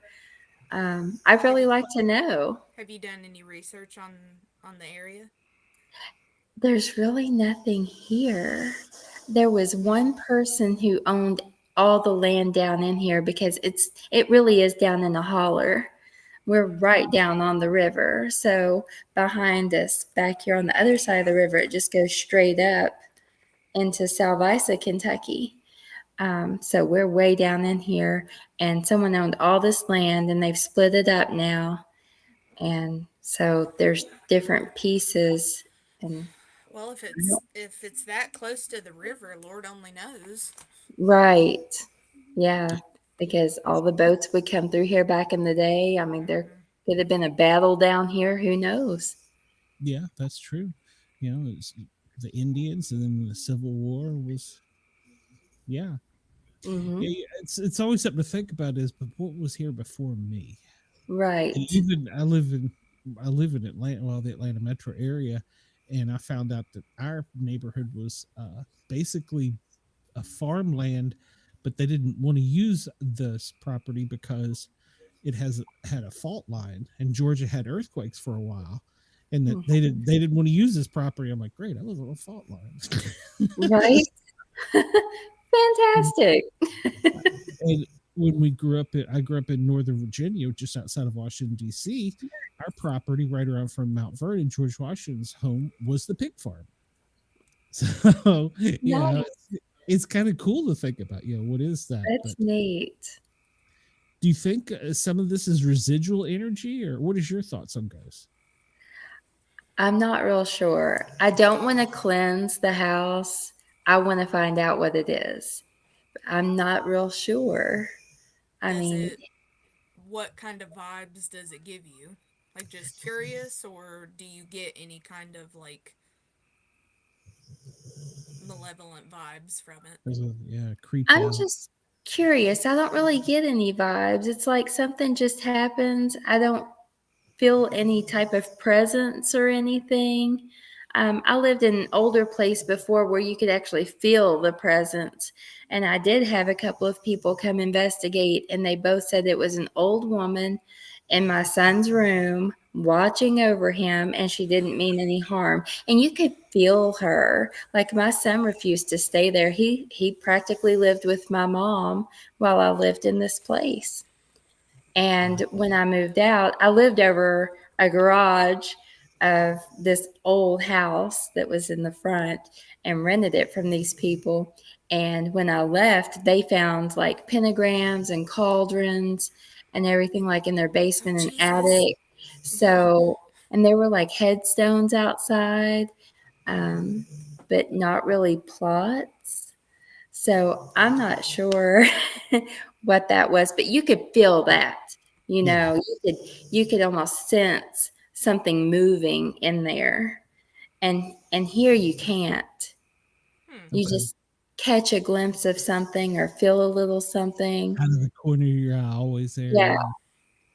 Well, sounds like they more kind of pop in and out more than maybe the woman's spirit did. Like, it's just like, ooh, what's this? Right. Yeah. Well, you were saying that it was in your son's room watching him. I interviewed Sophia. Gosh, is she the ghost girl? Ghost host. Temperhill? Yeah, Temperhill. And she is traumatized because she had a male figure ghost. No matter where they moved, it would stay in her room and watched her 24/7. It was attached to her. And it would follow her. That's like some insidious level stuff. Yeah. That was attached to her. Yeah, she's been traumatized by it. And I guess up until I interviewed her, I mean, I've had experiences with things, but I never thought of it from that point of view. And of course, I'm a guy, but I had never thought about that. And I was like, that is so creepy. Right.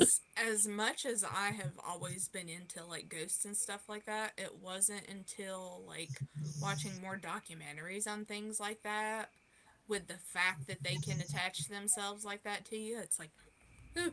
Right. I won't allow a Ouija board in my house. Good. I do not blame you at all for that. Mm-mm. I don't want anything attached to us or the house. No. With your religious view, what do you think about that from the preacher point? Is that correct? I don't know the correct term. That is part of the reason I'm so religious, is because I believe in possession. Okay. Like, if I didn't believe in possession, I may struggle with religion.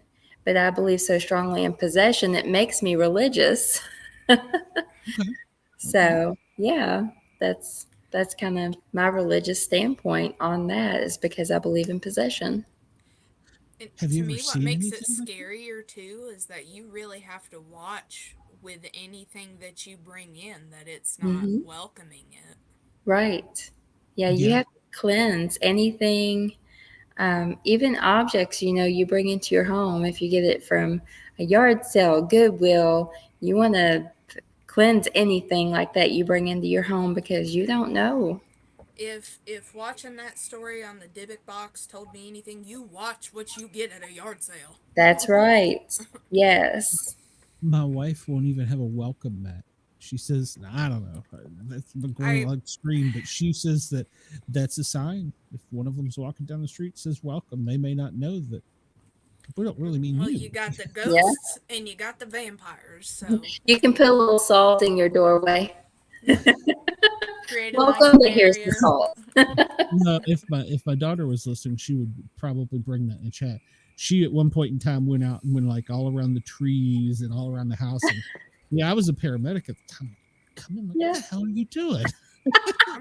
I'm protecting us. Just leave me alone. Yes. Okay. And that was before I got into doing this. So Yeah. I can tell you, as a paramedic, I've seen some very odd things. Yeah. I saw a lady walk out of a loft. She started down the stairs, but then she went into like spider mode from the loft and crawled around the wall and jumped down on the couch staring at me. And I'm like, Not Petey will be here today, in just Satan. a minute. I'm out.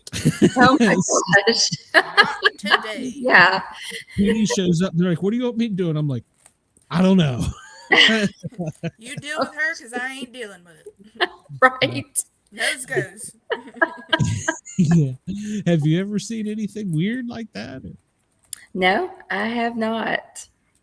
Not at all. Not that I recall. I was gonna say, well, let's hope you don't, but yeah, Yes. it's out there. Sometimes, even during our shows, hello, Brenda, glad you're here.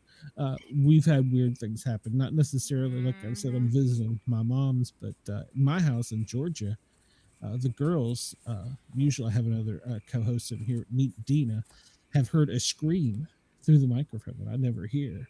And I go back and I'll replay it. And I'm like, what that? Where did that come from? Well, Oh my gosh. that was the weirdest recording too, because not only we heard it the first time, apparently it happened twice. We didn't hear it the second time. Glenn's going in and out of the whole thing. So Kinda like then it's earlier. just me, Dina, and the other guest. Right after we hear the scream, Glenn disappears. Our guest starts talking like you put him on 2 times speed. And we were just like, Weird. Yeah, we were talking about aliens at the time. Is when that started. So, they're like, hey, No. hey, don't be talking crap. yeah, I was gonna say, what are your thoughts on aliens? Do you Oh, believe well, in them? we have the little green man in Hopkinsville, Kentucky. Oh, do tell. Yeah, I haven't heard this. That's where my family is from, is Hopkinsville, and you'll have to look up the little green man in Hopkinsville. So we've Okay. got that, and then we've got I'll have to see if that's the in the Wolf cryptid book. Man. The Wolf Man is in Land Between the Lakes Mhm. in Kentucky. We build Sasquatches. So we have a side business we do called House of Skulls and Badassery. And we build huge Sasquatches for yards, and we paint them black, and it looks like just a silhouette of Sasquatch out in your yard. So Stepdad would love that. So we love Sasquatch, and they said they spotted Sasquatch on Greer's Creek Road here in Woodford County. So, of course, we drive down through there as often as we can looking for him. Yeah. Now, are you way back in the woods where you're at your home now, or? We're the holler. actually, we're in the holler. So our house isn't too far from the road, and our land is more long instead of deep because of the river. So we're not way back in the woods, but we're pretty secluded down in here. So our road ends at Lock 6. So there's only like 5 houses past us, and then you have the lock, and you have to turn around and go back out of the holler. Wow. So we're down here. Do you believe in Bigfoot? Have you seen Bigfoot? Yeah, I believe he could be out there. Definitely. Yeah, there's a lot of woods that are unexplored. So. And there's been too many sightings for there not to be something out there. Agreed. I've been camping and had very weird things happen. Can't explain. Rocks thrown at me and stuff like that. So yeah, raccoons and squirrels can only do so much with that extra thumb. So that's right. Now I did hear some tree knocks one day, so I instantly pull my cell phone out and start recording, and I follow it all the way down to the river. It was a woodpecker. I love it. Brave lady. Well, for the lady who gets tossed off of into a chair, brave lady or table, brave lady. I love it. She's like, I can take him. It's fine. I remember enough. I got a great recording of a woodpecker, though. That ain't big. Yes, that was me. Of course, I'm like sneaking, trying to hide. I'm like, this is that. Where's it coming from? Show yourself. Yes. Oh, that's great. I love it. Well, I mean, heck, so that's the way it's gonna be. We're gonna get the next great footage, I believe. You know? Yeah, definitely. It sounds like me when we went to the lunatic asylum. I'm just like, get me up there. Not me. Wouldn't have went to start with. I would rather be out in the woods playing with the furry creatures that go bump in the night than the things that wake me up in the middle of the night, pulling me off of my bed. Those are the ones. Yes. Right. Those things are a demon. Agreed. Do you believe? It's an insane asylum, so I'm sure it's just lost souls. But oh yeah, could be. But what about like vampires? You mentioned the werewolf. Do you believe in vampires and werewolves? Or? I got to meet some vampires. What? In New Orleans. Okay. Ooh, that's even better. We were going on a cruise. We were leaving on a cruise out of New Orleans, and we went into this little shop and met a couple of vampires, and they actually invited us out that night. And I looked at my husband and I was like, this feels very Blade-like. Like they're inviting us to dinner, but we're going to be the exceedingly charming. Yeah. So I was like, yeah, we're not going to this.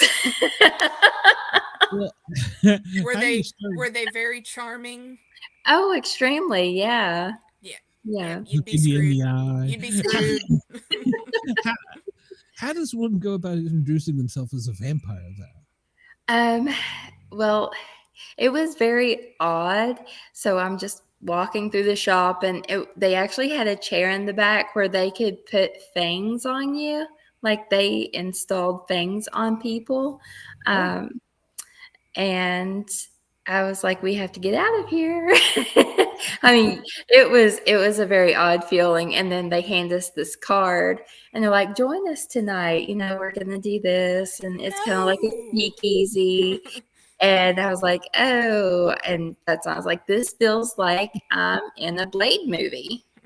There's going to be barbecue. Yeah, we're invited to dinner and we're their dinner. Wow. I have not heard a story like that. I like it though. I mean, I'm glad that you didn't go. No, I may not be here sitting here today.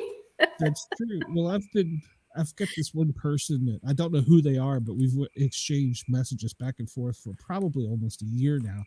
And he's a time traveling vampire. And I'm like, come on, dude, you time travel. You can nail down a date. You know what's gonna happen. Just scoot ahead in time, clear your schedule. It's fine. Right. So you should already know when you're going to meet. Yeah, he should have already had the show and seen how great it was. Yeah. So. Well, we have heard that apparently there are certain types of shows that they like to be on, and if it's not oh, I see, I'm not popular genre specific to them, then they don't want to do it. Let's see. Well, from what I Like, no, was told, I just we want to know have too about the much vampire fun. life. Yeah. Yeah, we have too much fun. We laugh and we talk about things. And I believe 100% there's Bigfoot out there. I believe there's things that go bump in the night. But at the same time, I like to have fun with it too, because I don't want to be that horror show, Right. And that's the whole premise of the paranormal. We have Mhm. people on here that not necessarily have had paranormal experiences, but you'd be surprised when we ask some of the questions, some of the stories we get. So I love it. Right. I love it. So, Syren, are you going to write a book about your life? It sounds like you should be. I've had so many people tell me to write a book. I kind of jot things down. I've never really put a book together though. Hey, you're getting ready to have a kid out of the house. You'll have plenty of time. That's right. I may have to finally sit down and put it together. As an empty nester, you'll find a lot of things to do. So you will not be any less busy. I have a friend who's wanting me to kind of get into the insurance business. There's like a new insurance out where you have living benefits. So you can actually like get your benefit early. Like if you get cancer or something, they'll help you pay your bills. They just write you one big lump sum check. So you don't actually have to wait until you die to get your money when you don't need it. I will tell you, it is a difficult process. Depending on what type of insurance you're getting into. It is not an easy testing process. Right. And hopefully I'll have some time to work with it and see if it's something I'm interested in. But I'm always looking for different things to get into. We have like a lawn mowing business we do on the side, and we build the Sasquatches and coffin shelves and things like that. So we're always doing something. We've thought about starting up a new death metal band and mixing like some bluegrass in with it with a banjo. So always looking into different things. We've always got something in the back of our minds we're working on. I can picture cool. There's a song that my fiance had me listen to that gives me very much that vibes of like this one is almost like rap mixed with country, but if you did like metal mixed with country, I forget what movie it was from, but it's called Coming to Kill Ya. Okay. And that would very much be an interesting topic for bluegrassy country / metal. Huh, I'll have to check it out. Well, a lot of our viewers tonight, with the technical difficulties, all four of them, I apologize, but they will rewatch. Tell us about building the Bigfoots. Do you ship them, or are these just a local only thing? Or we've just done it local. I think it would probably cost too much to actually ship them. I want one in Atlanta, but it probably cost me an arm and a leg. Yeah, we would almost have to wait. Little one? Yeah, we could do a little one. A little one to put out like a garden gnome. Right. They actually have the statues, the Bigfoot statues you can put in your garden. They're really cute. Yeah. My parents have one of those at home. Yeah. It'd be great. Just little Bigfoot, but with like the little garden gnome outfit and the hat. Yes. It's cute. My wife talked me into remodeling the house, and I didn't know what a task it would be. I'm 3 years in, and I'm still waiting on the punch list to be finished. And my thing was, of course, I'm a firefighter. My thing was, I was like, I want in the flower garden, if we're going to do all this stuff, I want one fire hydrant. It's the last damn thing the contractors are going to do. Still not up. It's kind of a pet peeve. Right. Just get me a Bigfoot and put out there now at this point. Well, you can get yourself a Bigfoot gnome peeing on the fire hydrant. There you go. Like the Calvin and Hobbes peeing on the... I can say things now because the contractors all unfriended me after I bitched too much.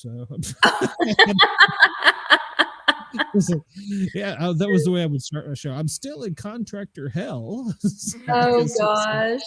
We built our house ourselves. We dug it, we poured the footers, we had someone frame it, and we pretty much did everything else. Oh wow, it's a lot of work. It was. Modeling was a lot of work. I can't imagine. Yeah. Oh, goodness. Yeah. Gracious. It's been a lot. 3 years later, and we just painted the interior doors. So, what's your next big project? What's the next step?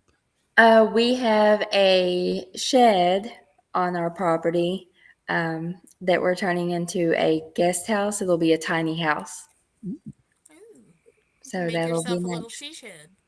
Yes, definitely. Or call it the dog house.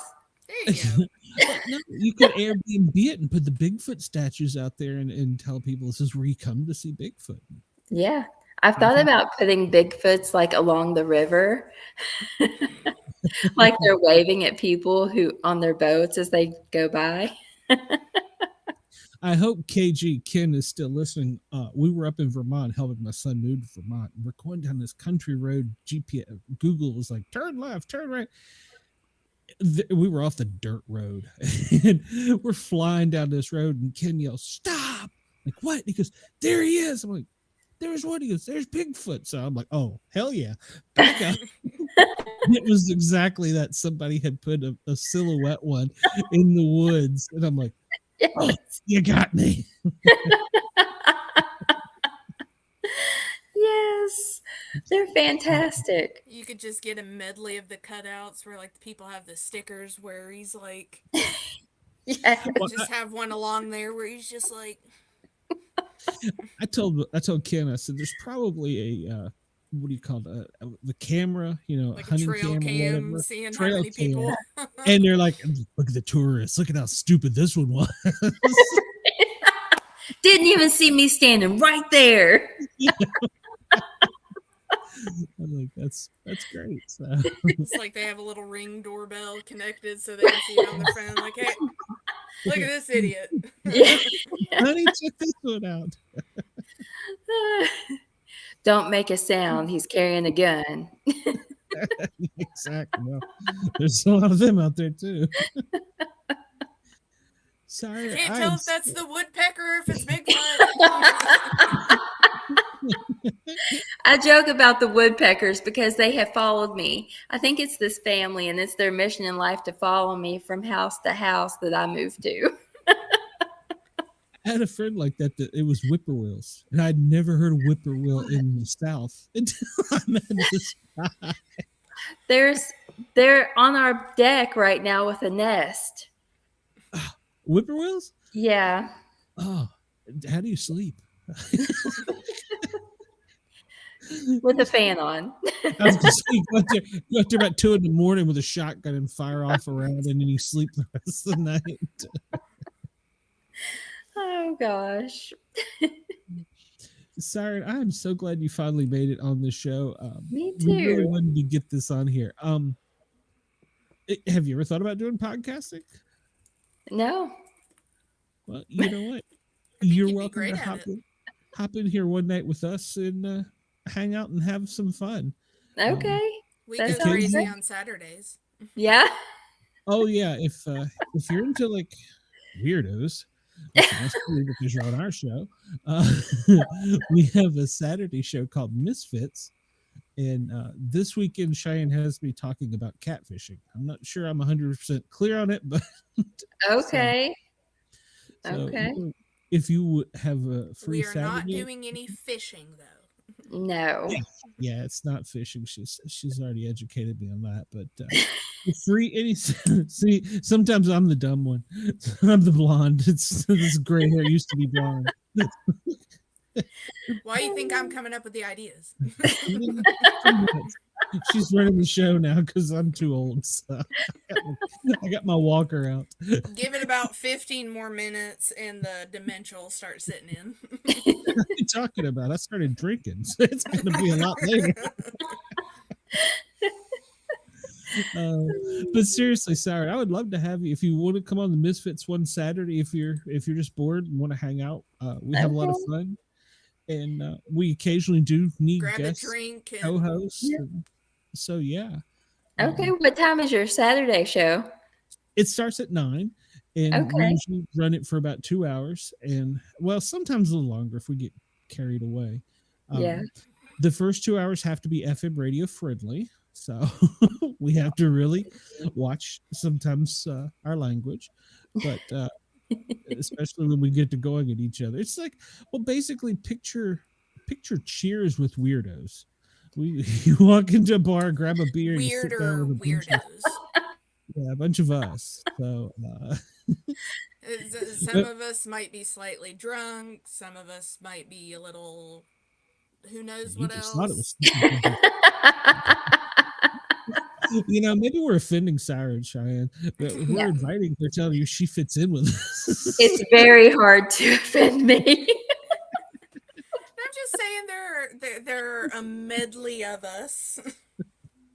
We can be fun sometimes. Yeah, I would be glad to send you a link if you want to hop in there. It'd be great. Definitely send me the link. Okay, I will do it, Cheyenne. Are we friends on Facebook? I don't even know. I've got so many people on my Facebook. I don't think so. I think we met through LinkedIn. That's right. Yeah. I tried to be professional on there. That's how suckers do it. We try. We have to remember, even me as the youngin' has to remember the new digital age. We do everything through. See, this is the way I catfish Cheyenne or Syren to get on the show. We're a great show. We're very professional. We're so Strictly professional. That's it. I love it. I'm very laid back, low key. I mean, I love it. Well, we welcome you. All right. Well, I'm gonna let you get out of here because we've kept you longer than I said we would.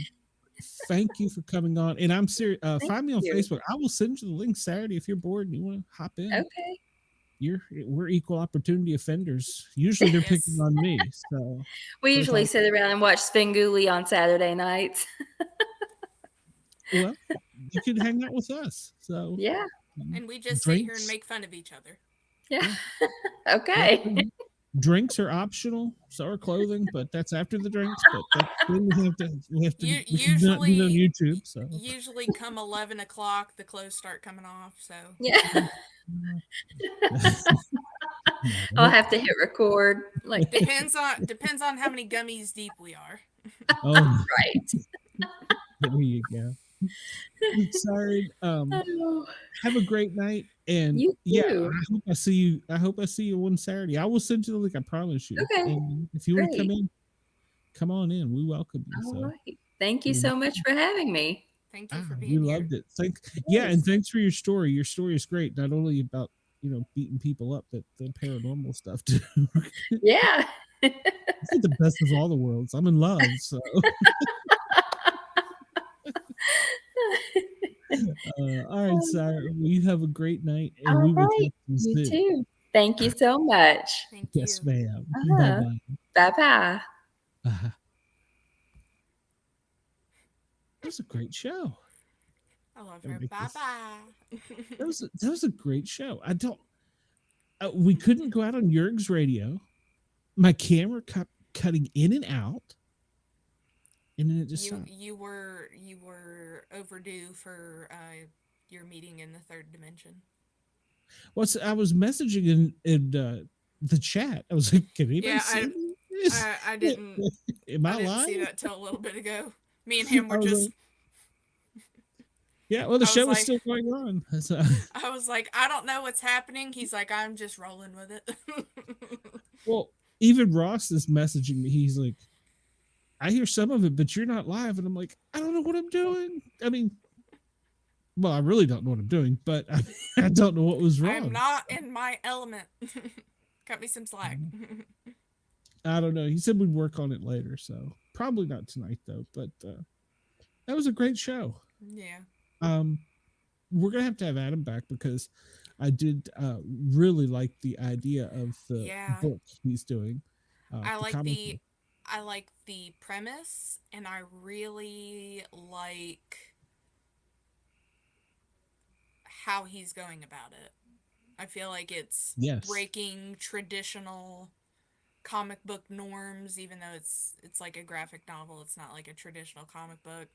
But I'm like, yes, Well, I told him, I was Well, like, I'm glad to see somebody doing that because I have kind of thought about things along that for a while, but it's kind of like, no, you got to stick to traditional comic book norms. So I it's really like the idea that he has. Like him and I were talking about like a couple different ideas along the same thing that he's also done, and I'm like, I love that. I love to see that somebody's doing that. yeah, yeah. And the idea of that there would be no radio scares the hell out of me. But he's right; it's slowly happening, Yeah, and we're it's partly to blame. yeah, I mean, really. it's I really think, and I'm honestly surprised that it hasn't. I mean, it's obviously already in its early stages, but I'm surprised it hasn't happened quicker. Yeah, yeah, Because agreed. like I said, it almost makes me feel bad because like if I'm gonna listen to anything in the car, I've got it plugged up to Amazon Music now or Pandora, or I'll be listening to one of my Well, pre-made like YouTube mixed playlists or something. well, most of mine, I don't go out a whole lot. Well, I mean, you track me, but I mean, when I do the long trips and stuff, I have satellite radio on. I'm Hmm. listening to the news or sports or you know BPM electronic music. It's my jam. But Yeah, I'm yeah, so listening to a podcast on Spotify, or I'm listening to my music, and or I'm a jock on the Thin Line Rock station. It's not traditional FM, and we're a great radio station. So yeah, yeah, I can see it. It's scary. it'll come about like um cassette to CD to like Yeah, everything's on he made streaming, that and point. then He said, "I saw the entire cassette era," or I don't think he called it era, but and I'm thinking in the back of my head, going, "Yeah, so did I." well, and like I did too. Like granted, I was right at the ending point of um or I guess like right at the beginning of like cassette, because even whenever I was in kindergarten, my kindergarten teacher would play music at the beginning of the day before we got started, but she had all these records that had like kids nursery rhymes and different stuff on it, and she would play that at the beginning of the day. That's cool. Yeah. I don't know if you remember, but we used to have the cassette radio to the stereo and try and record a song we liked off the Hmm. radio. And I never did that, but yeah, I I did I that. do know of it. I was in the time of illegally downloading music Ah, from LimeWire LimeWire. That's what I and thought. uh and making myself and my friends mixtapes on CDs. Pirate. Yep. That's great. All right. Well, we have overrun our time tonight. So Saturday is catfishing. So Catfishing. catfishing. Friday night, I have confirmation on the Grid and Guardian gang. We have another guy that is an expert at making challenge coins. Hopefully, Matt will be back by then. We'll have to see. Him and Matt can maybe do dueling coins. We'll see They how both got quickly such he great can. ideas. We'll see how quickly he can come up with one on the fly like Matt. Yeah, yeah. So that was just a question I meant to ask Adam. What was his thought on AI radio? Because that's a thing coming. or AI art too. Yeah, but AI radio is already coming. Because I hear it on the international broadcast, like Radio America, Radio BBC. It's typed in and it's a computer reading it. It's not Paul Harvey, Dan Rather, Tom Brokaw, any of those. It's a computer voice, and Well, and and it's monotone. Whatever somebody typed in the keyboard is what it says. there are a lot of, I don't know if it's, I think some of them are on YouTube, but I primarily watch them on Facebook, and it's like worst medical cases you've seen as a doctor, and I think typically they're pulled from Reddit. But it's an AI generated voice that is reading off these posts, and then it just goes from story to story. Maybe we should do a show about that. we could, I think that, or we could each, like have AI write us a movie script and then read it. My life story. See how it ends. So. There's a guy that I watch on Facebook too that he like plays the drums, and typically it's like the songs are like a mashup of different things. But the last couple that I've seen of him is he's had AI write him a song about something. Like the last one was like he had AI write him a country song about, I forget what it was, but it was called Silky Smooth, and it was about this country guy who his like best friend dared him to wax his balls. What? And AI wrote him a song about it. All right. Well, I was looking ahead on the schedule for next week. We've got a couple surprise guests, so I'm just going to leave it at that. All right.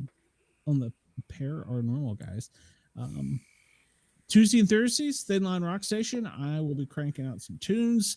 We're going to be doing Crazy Town Butterfly for recognition of the lead singer who passed away. And, of course, we're going to have a little Rocky Top because, well, the Vols won the College Baseball World Series. So we will have that. You going to be anywhere, Cheyenne? I will be here. Well, that's where we want you because we love you. And mentally preparing myself for the following week.